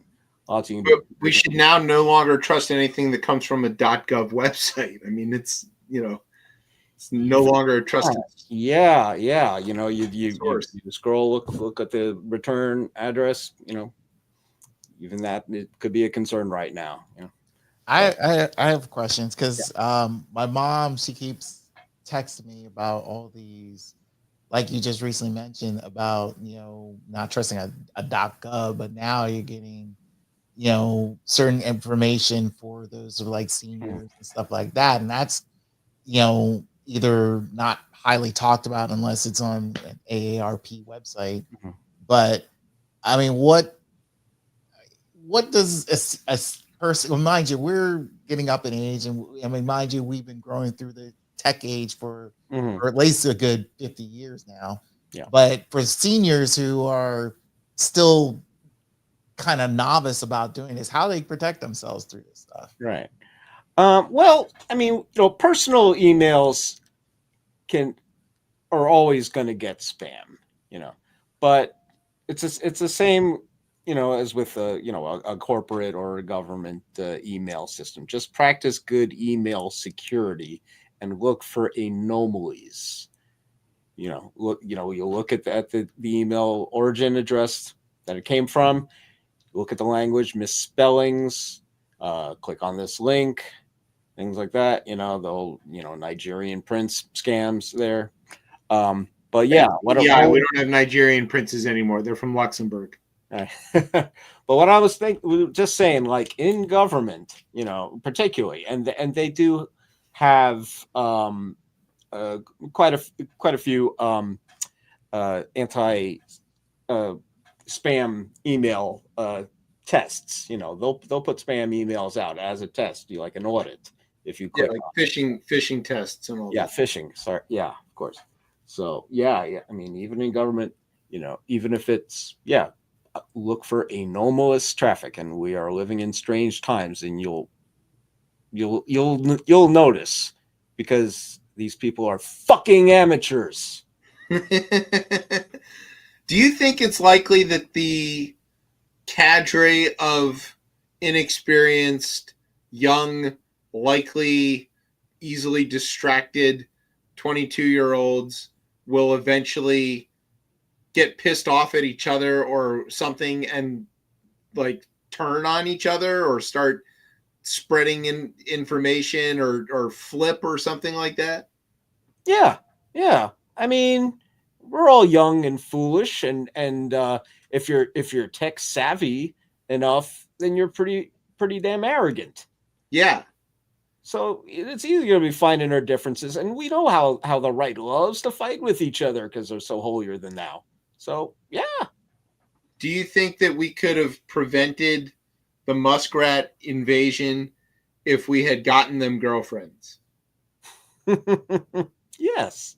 Yes. Would have worked for me. Tell you. I mean, thinking about us, right? Like as the three of us here, just sort of having this conversation, that a lot of what we did in our early 20s was pretty much motivated by like trying to get girls, right? You wanted to get a job so you'd have money so you could take girls on dates or, whatever. You wanted to have a car so you could impress a girl or so you could get places to, to get a girl. Like everything was about like, why did you clean your apartment? It was only because there was a chance a girl might come over and see it and you didn't want her to, run away from how filthy it was. Like all of those things. Do you think these guys think that what they're doing is going to get them a girlfriend, and why not? Well, we both have daughters. That's true. I own several of them. I am very, what I'm concerned now, man, it's scary because you have all these reality shows, not the reality shows, but like the YouTube universe that sucks them in, and so they have like this princess culture and a princess existence,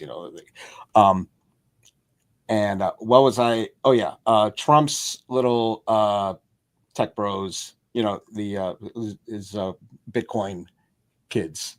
Yeah. I read about those. I think I might have seen it on Vice or something. This is a culture of guys that like have nothing to do but trade Bitcoin and spend that money and buy as much shit as possible because they know it's not trackable, and fuck bitches. Those are their goals in life. How do they get the bitches? Like I don't understand. Oh my God, I can't remember this piece that I saw, but it's like these bros are like having seminars of how to talk to girls. This Oh, I've seen those. Yeah. Bitcoin millionaire. It's like, Yeah. what you need to do is get them in your house, and then you talk to them. You talk about how nice this house is, and would it be nice to live in a house like this? And oh my God, and you speak that to a young girl that just wants to be on YouTube and shoot videos in this big house, then like, oh my God, that's a father's nightmare there. Well, fortunately, I don't think I'm gonna have to worry about that because I don't let them on the YouTube. But yeah. I'm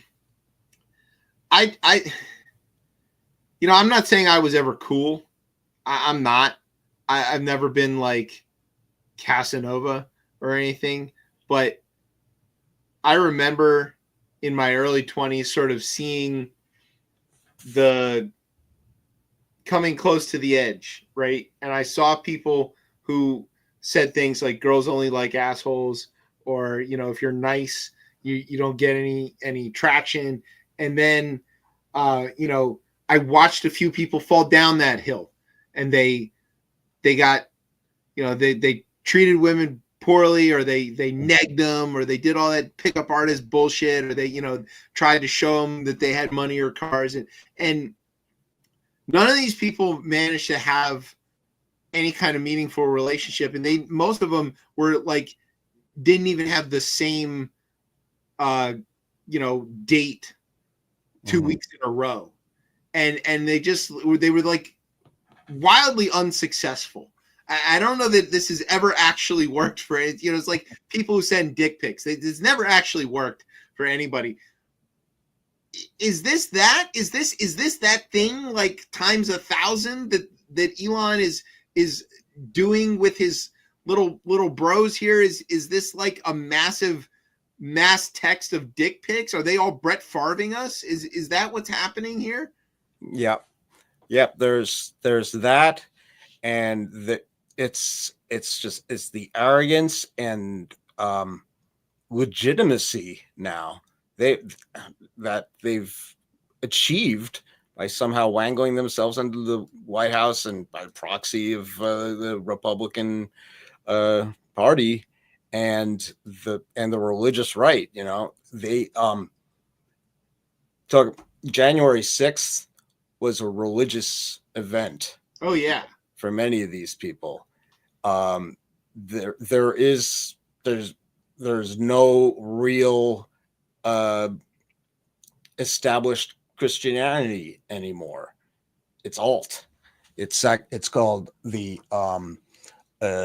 New Apostolic Reformation. Yeah, and apostolic. Trump's apostolic. Yeah, Trump's spiritual advisor Paula White was at the forefront of this. I mean, she is the blueprint of all that. And I know the religious right part is not. They will be deployed. It's not a huge part of what's going on right now. They just want control right now, and if they don't get it, they call in the troops, and that's when the right will call in their forces, and the violent take it by force. Yeah, the religious right aspect of this is very interesting because of how many people who are self-identifying as Christian who have never been to church or don't go to church, and how much of that Venn diagram coincides with Trumpism and the MAGA affiliation. That to be a MAGA is to be claim Christianity despite profound lack of knowledge of any of that, but also that Trump is a messianic figure, that Trump is ordained, that Trump is somehow Christ-like in their version of it, in MAGA Christianity and in non-denominational evangelical Christianity. Trump is as important as what church you go to. Yeah. Well, he is the permission structure for any form of behavior one wants to pursue. Yes. And legitimized it through his religious, indoctrination.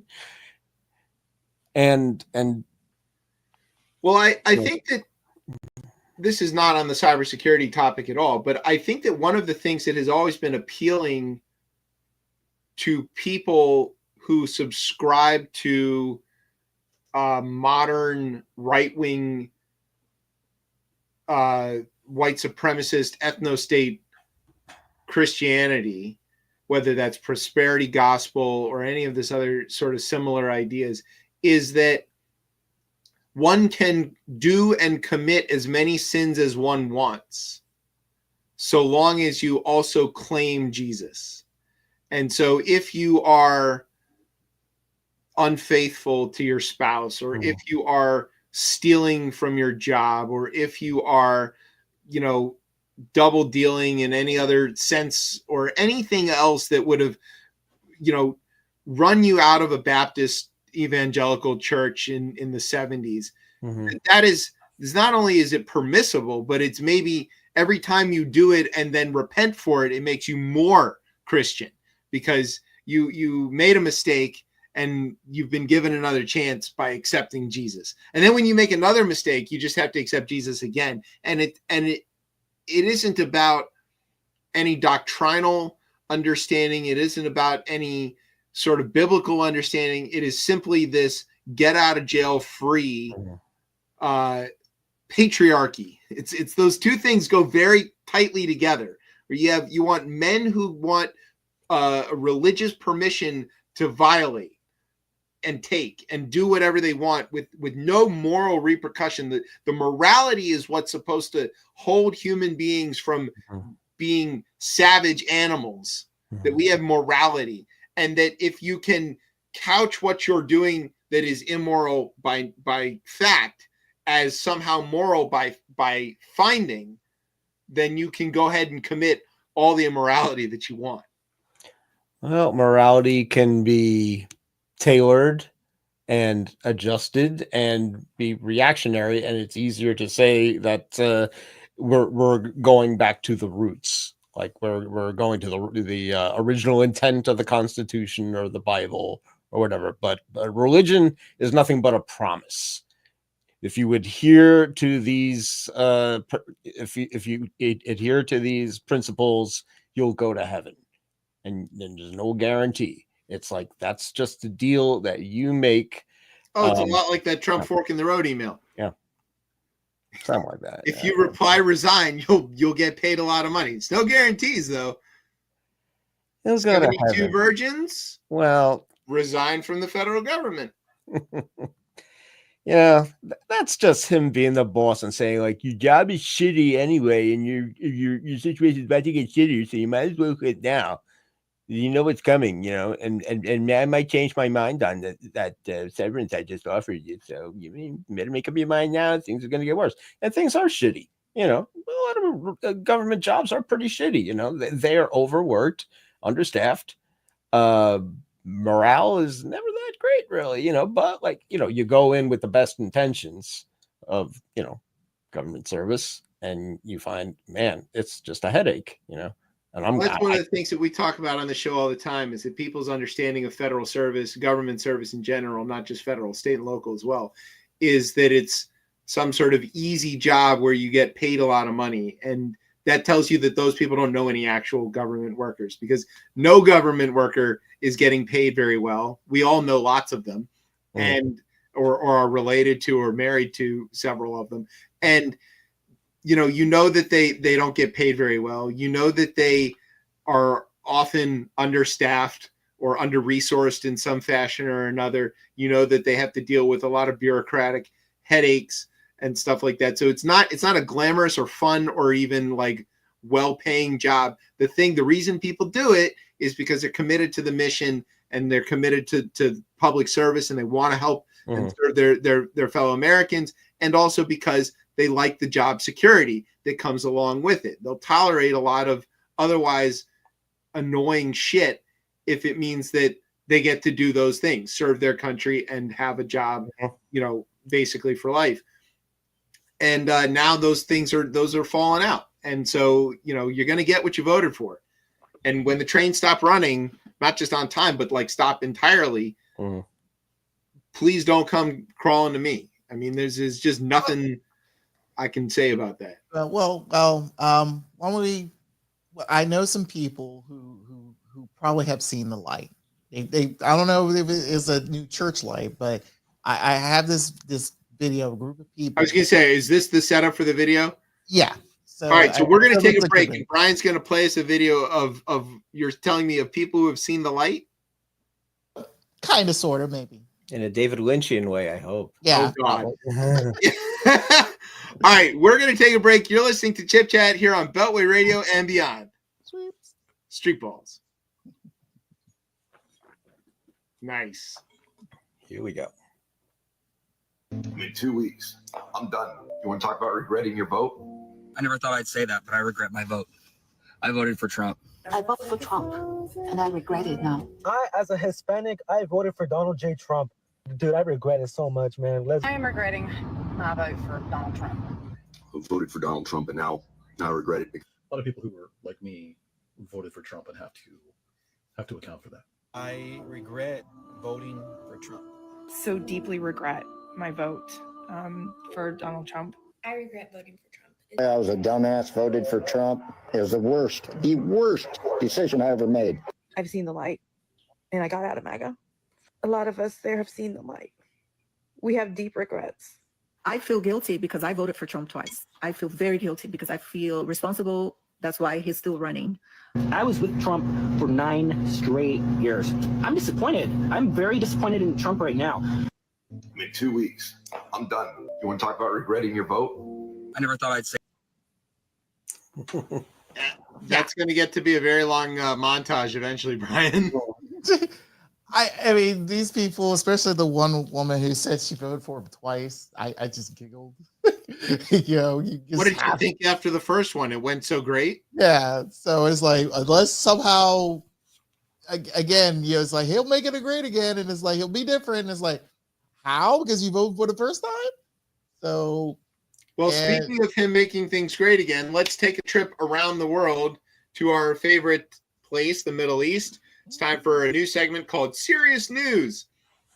This one comes to us from the Washington Post. Israel is likely to attempt a strike on Iran's nuclear program in the coming months in a preemptive attack that would set back Tehran's program by weeks or perhaps months, but escalate tensions across the Middle East and renew a prospect for a wider regional conflagration, according to U.S. intelligence that now Tulsi Gabbard is in charge of.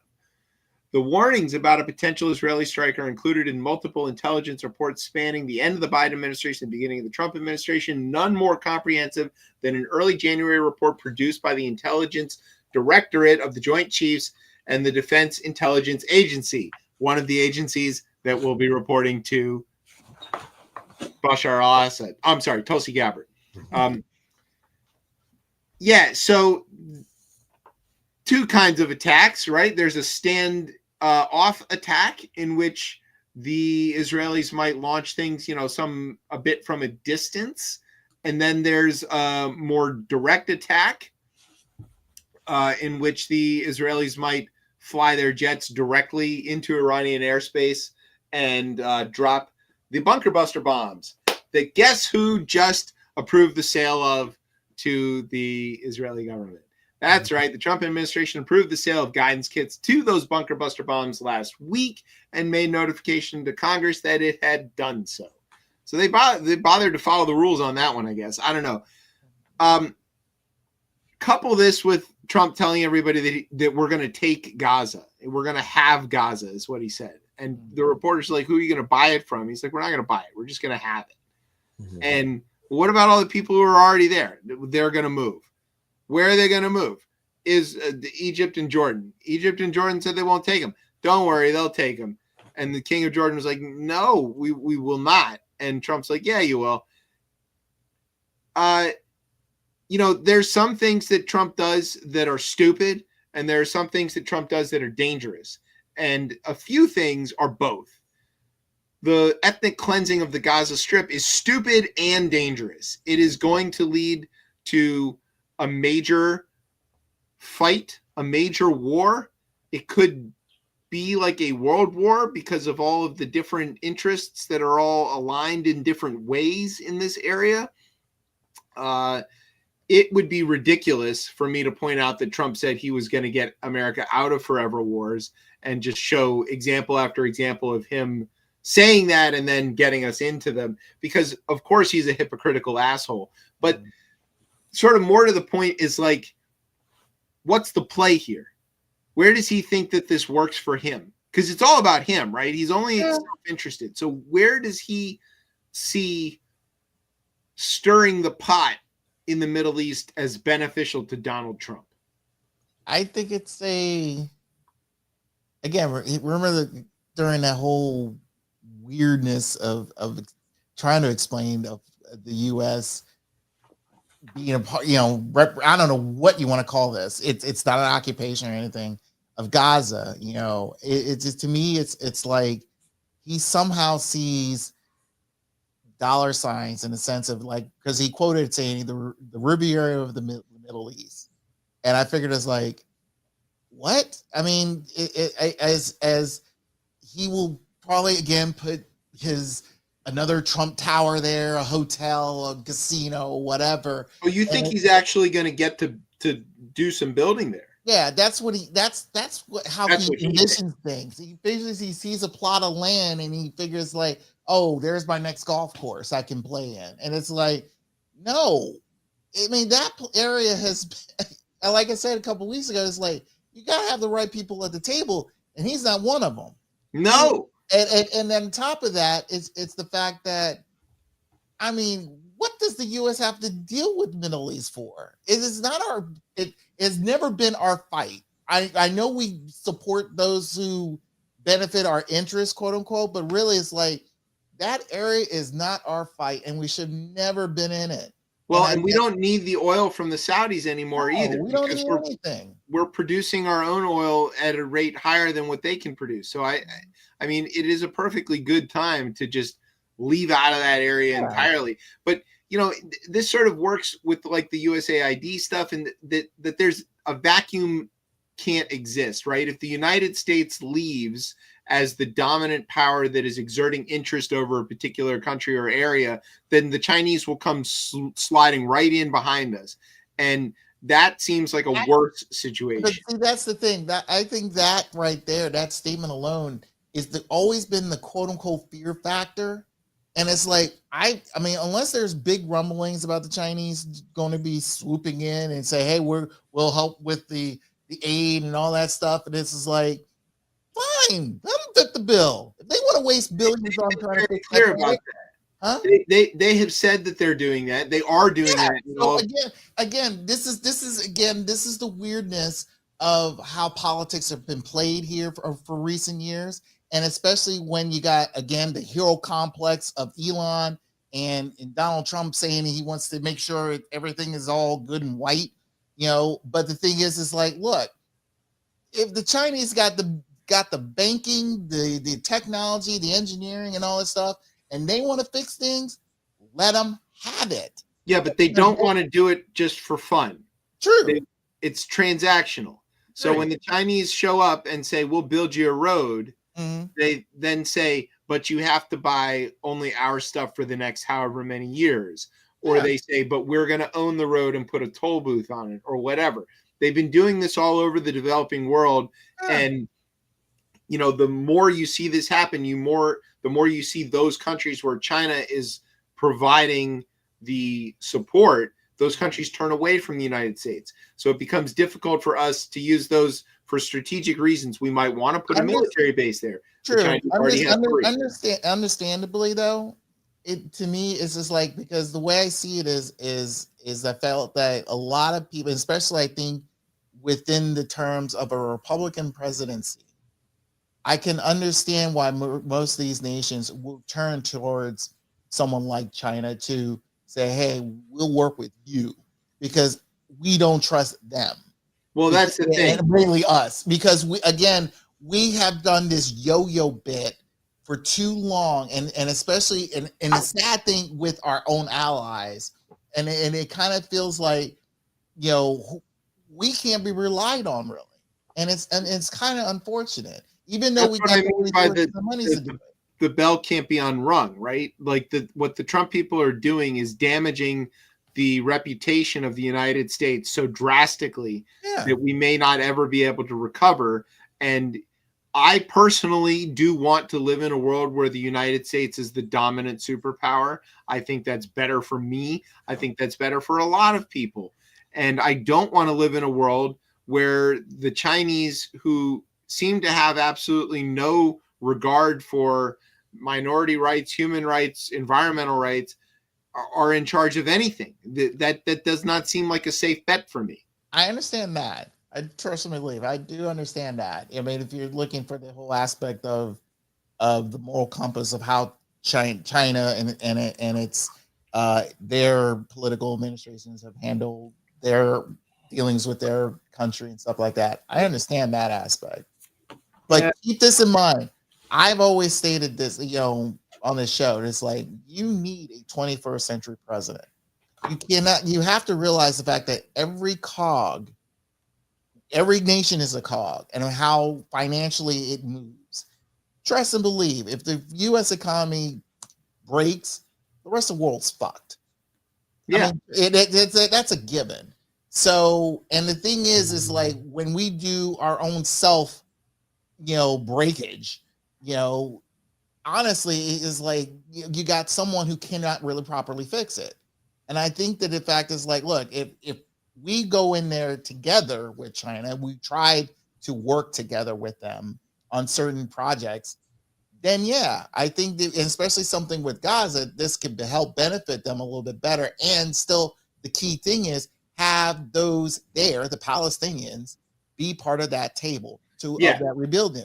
Not, but the thing is, with us having a president like Trump, that's the wrong person to even head the table, to run this table, and to run whatever he got agenda there, because knowing full well is like those Palestinians will be dispersed somewhere where they shouldn't be. They should have had their own place a long ass time ago, but a lot of people, just whatever reason, had their own damn agendas, believe in whatever they want to believe in, feelings like, no, that place belongs to this person, that person, and and they're fighting over what, and we still don't know why, except for those who are fighting it. But sadly enough, when you got a lot of nations who feel like there's dollar signs over there, and namely Trump, he sees just that, and that's why he said what he said. And I think this, like, dude, no, it's just a no. You should not be dealing with that. Speaking of places that we really are screwing up, right? Europe. So the United States has been the backbone of European security now since the end of the war.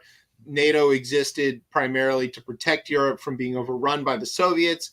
Now, Pete Hegseth, who is currently serving as Secretary of Drunken Disorderly, is in Europe. He was in Brussels, where he told everybody that Ukraine should just give up and give their shit back to the Russians, and that there was no point to trying to restore Ukraine's territorial integrity, and that they should just cut a deal. Now, of course, if they do cut a deal, right, the Russians will immediately then just violate that deal and take even more territory. And they'll say, hey, look, you should just cut a deal. And of course, the first thing they'll do is roll tanks into Lithuania or Latvia or Estonia and take all that shit back. And Poland's next on the list. It's like, reestablishing the Soviet Union, but this time with the help of the United States.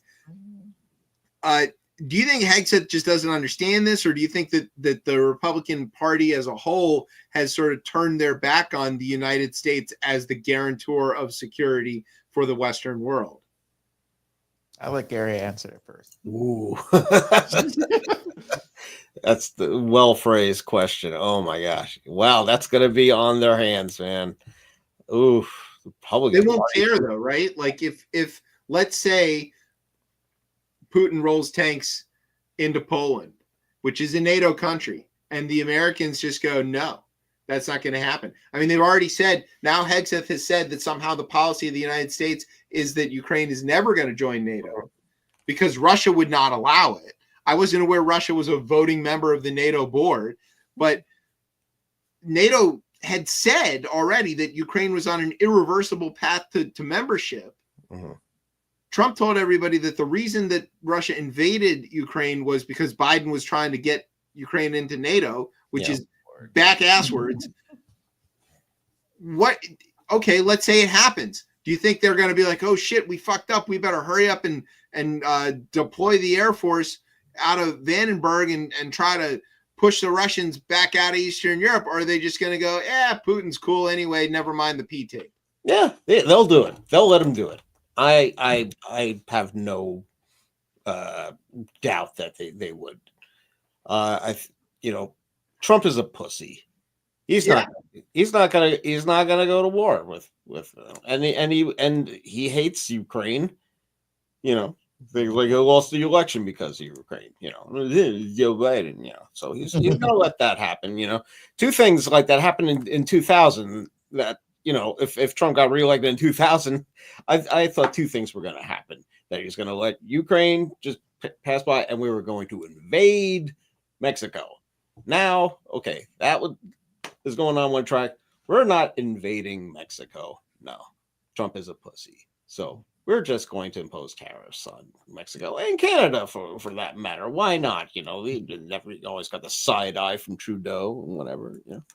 We can take the tariff conversation to another day because that is in that category of dangerous and stupid. It requires people to be very, very stupid about tax policy and trade policy, and also that it will damage the world economy and specifically the American economy in a way that will be hard to ever really recover from. Yeah. But if the Russians do snatch more territory from sovereign nations, I don't see that stopping. If they get away with it once, they're going to keep trying it. Okay, well, last I remember, I mind you, we haven't done the Ukraine reports for a while. What's the financial status of the Russian army? So that's a good point, but the Russians are starting to make a little bit of ground, and it's true that the Russians are losing a lot of troops.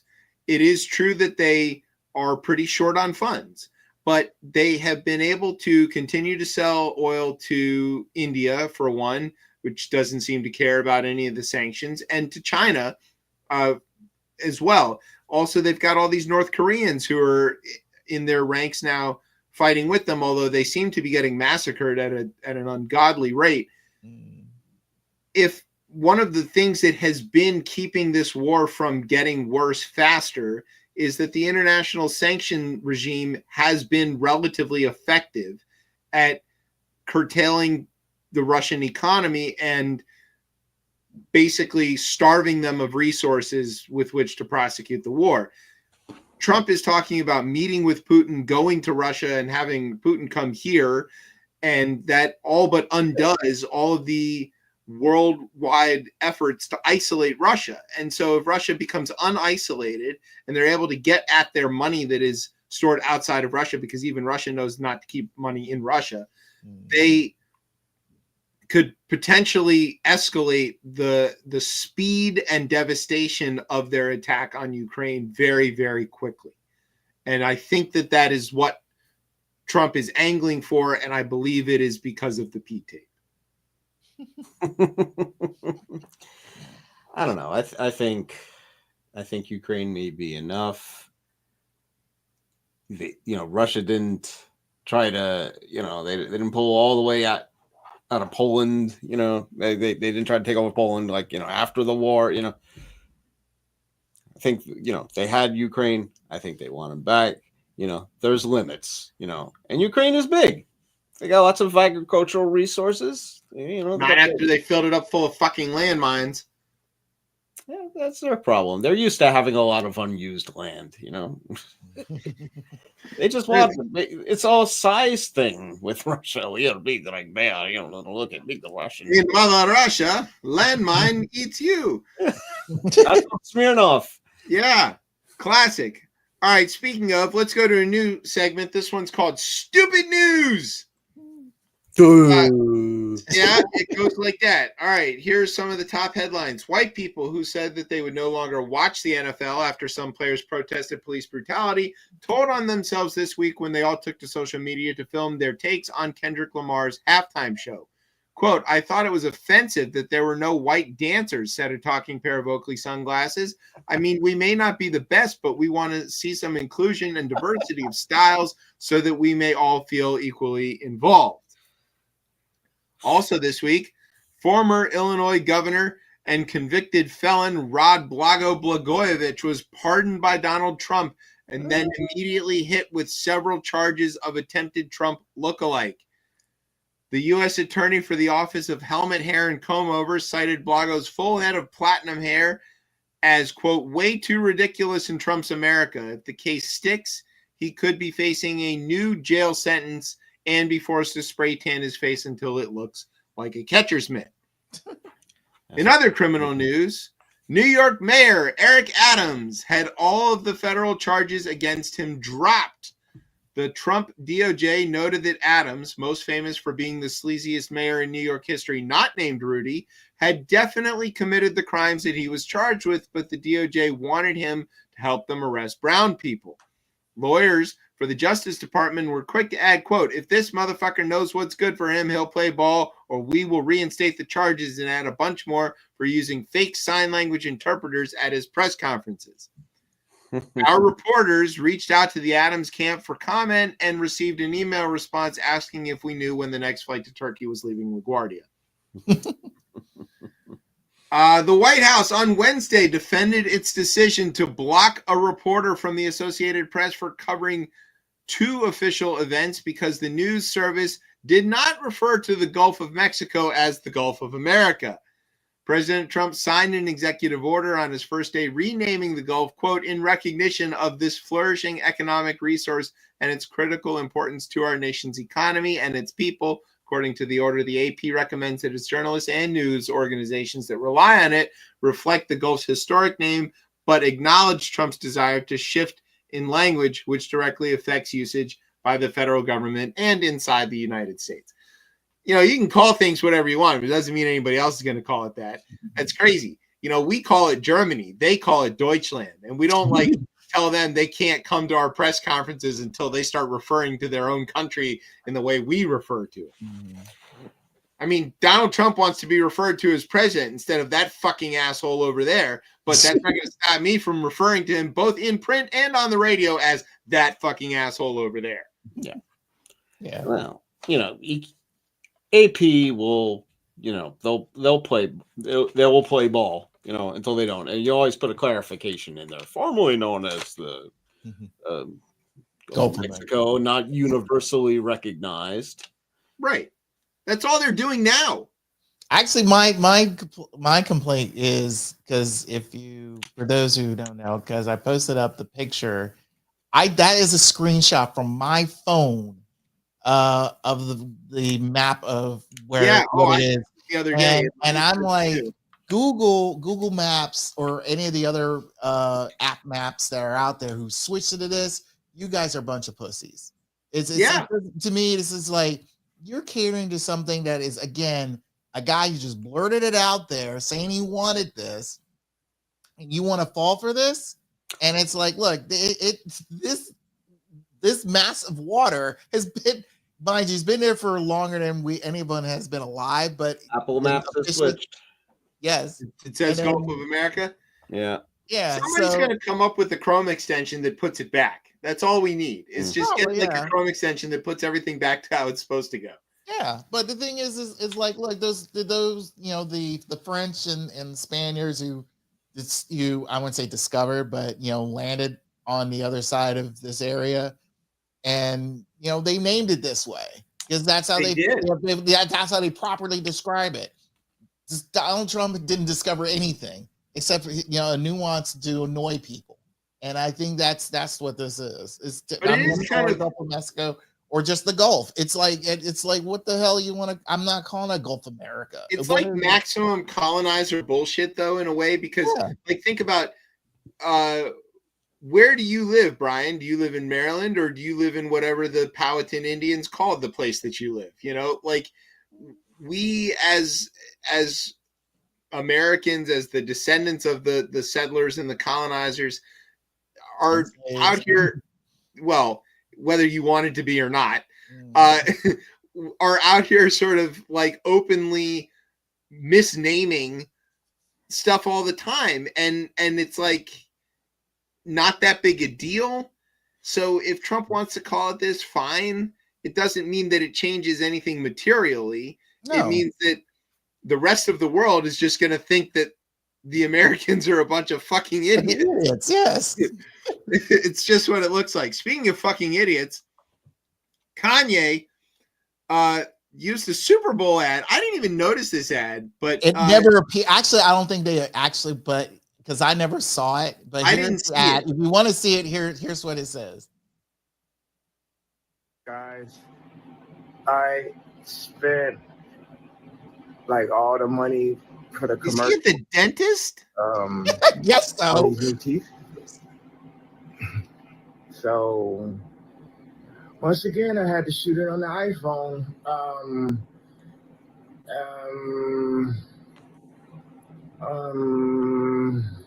All right, this is stupid. Turn it off. Yeah. So that's what he did, and it was like everybody was like, "What the hell is this shit?" So it made them go to the websites. So where then they got there, he was selling Nazi paraphernalia essentially. It was one T-shirt, the T-shirt, and that was it. It had the swastika on it, and I was like, afterwards, I was kind of seeing all these posts of a lot of, mind you, it was probably AI, of a lot of Jewish actors. Yeah, with the shirt that had the fuck Kanye thing on it. That was AI. That was not real. We didn't all get together and do that. Right. So I was kind of wondering what the hell's going on. And then again, this news breaks out about it. And I'm like, what is this, dude? Because again, since to be honest with you, it starts back to what you talked about with Kendrick Lamar's Super Bowl performance.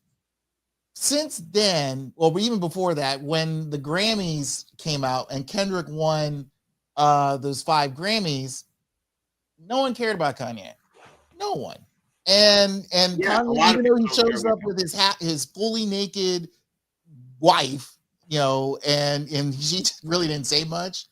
And again, he's trying to gain attention to the fact it's like, hey, I got a new album. And this is the again, like we said about Elon and his whatever, you know, autistic way of trying to express himself. Kanye has this is another form of it, but unfortunately, we keep saying the fact is like since his mom's passing, things have gone downhill with him mentally and stuff. Like, no, this is who he is, and I'm done. And everybody has done in the hip hop community. It says we are done defending this bullshit. This is who he is. I don't care. He's not. I've never known him as being the genius of music. As dude, all you done is just remix, just like Sean Combs has done. You are pathetic as a person. Period. Well, apparently his agent dropped him today. Good. He's smarter than that. And I think the whole Adidas deal, ever since he buttes out the fact of it's like saying in fact, it's like, oh, the Jews have stole my money, Jews did this, Jews. It's like, what do you got against these people? Nothing. Really nothing. But again, you do this. The worst thing you can ever do to a group of people that, you know, showing a symbol and praising it and try to sell it and all that stuff, and just do what? To promote an album, to promote your website, to promote you. And unfortunately, it is like, I really think as a black person, it's like, no, it's more than just revoking your black card. It is revoking you as a human being, because dude, you're an absolute idiotic, motherfucking stupid piece of shit to keep doing this. I am done with this. Interestingly, in this story, Milo Yiannopoulos shows up somehow. He's working as a spokesman for Kanye. He told NBC News in an emailed statement, quote, Ye, is an intergenerational artist and icon who continues to be a fucking Nazi. Then he tweeted, Kanye tweeted that he was in fact a Nazi. And then several days later, his agency dropped him. They were like, tweeting you're a Nazi is bad. But let's wait and see what happens. And then he did a bunch of this other dumb shit, and they're like, okay, now we'll drop you. Okay. And lastly, in Valentine's Day news, we did promise you this at the top of the show. St. Paul, Minnesota. A Minnesota senator is proposing reversing a law in effect since last year that banned the eating of beavers in Minnesota. Yes. Under state law, homeowners are allowed to trap or kill beavers that are causing damage to their property. However, they're not allowed to poison the animals, and you must notify a conservation officer if you do kill the beaver. So watch out, fellas. Beavers can be a nuisance when populations become too large, cutting down trees, flooding areas with dams. And Minnesota has a beaver trapping season that runs through the winter months, which I think is when most people do their beaver trapping. Minnesota has regulated beaver trapping season. There are not enough trappers to keep the beaver population small enough to prevent problems. Nobody wants a rampant, out of control beaver population. So we need everybody to get out there in Minnesota and in other places and do your job and trap some beavers. But don't eat them. Don't eat them, because eating nuisance beavers was illegal until 2024, when a law changed to make it illegal. So it was legal up until 2024. You could eat beaver until 2024. The change was questioned by Senator Steve Green, who couldn't understand it. Senator Fong Hawaj indicated that there were concerns about the potential for disease or parasite contraction from eating beaver. But a lot of people say you can eat the beaver and be totally fine. I'm not sure why it's in the bill, said Senator Green. I can't tell you that even though I personally don't go out and eat beaver. I have eaten beaver. It's pretty good, but it's a little hard to get past all of the other stuff you got to do to get to eat the beaver. I do know a lot of people do like to eat beaver, and I think that that's a little problematic that we're making it a crime. Listen, tomorrow's Friday. It's Valentine's Day. If you want to eat a little beaver, go ahead and do it, but make sure you are humane. Don't beat up the beaver too badly. Don't murder the beaver. Don't harm the beaver in any way. You got some tips on how to prepare and cook the beaver. Yeah, I don't know. Massage it, rub some oil on it. Good. Yeah, got to rub a little Season oil it up on a the bit. beaver before you eat it. Knew there was a reason I couldn't find that jerky. Okay.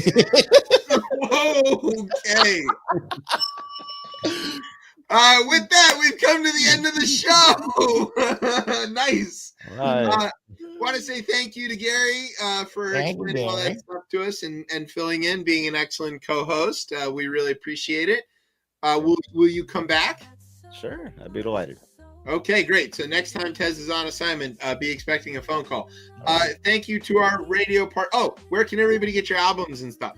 Oh, they're on Apple Music, Spotify. There's like 27 streaming. I'm on everything. And look for X-Parrot.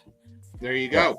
Yeah. And we'll post links to that when we post the clips. Thanks to our radio partners, the GSA, the OFS, and the USAID. Thanks to NOTN for keeping us on for another week, we assume, although we haven't checked.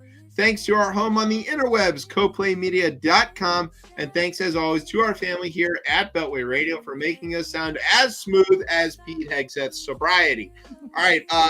Where can everybody get you on the socials if they want to get your album and stuff one more time, Gary? Socials, I'm on Facebook. I've got a Facebook page, Gary Mill, Gary. Oh, I'm not going to use my last name, but reach out to Mike. You'll get me. All right. You can find Brian. Where can everybody get you? You got a No Filter coming up, don't you? Actually, it just aired. We did. Oh, it just aired. That's right. Yeah, but you can re-watch it on YouTube, and I post some clips on No Filter _filter _sports _2.5. You'll see some actually throughout a nice little trivia question, and which again came true thanks to this great beating that we saw this past Sunday. So yeah. All right, go check that out, and you can find me and the show on the Twitter, although we're definitely not using the Twitter these days, at ChipChatRR. You can find us on or Instagram at RipChipChat, and you can find me on Blue Sky at Chef Chip, my old Twitter handle that was taken away for wishing Ted Cruz a good time with the upcoming polio epidemic. I would like to wish everybody who voted for RFK a happy encounter with the polio epidemic that is oncoming. Also, it's Tu B'Shvat, or it just was Tu B'Shvat, so Chag Sameach to all the rest of the tribe. Go out and celebrate the trees, eat some fruit, and do all that kind of good stuff. And we'll be back on Thursday. You can catch us, like I said, in all those other places. And, of course, every Thursday night here on Beltway Radio and Beyond. I'm Chip. That's Gary. That's Brian. You've been listening to Chip Chat on Beltway Radio and Beyond. I'll eat Mitch McConnell. Like corn on the cob. I'm ready. Thank you for listening all these years.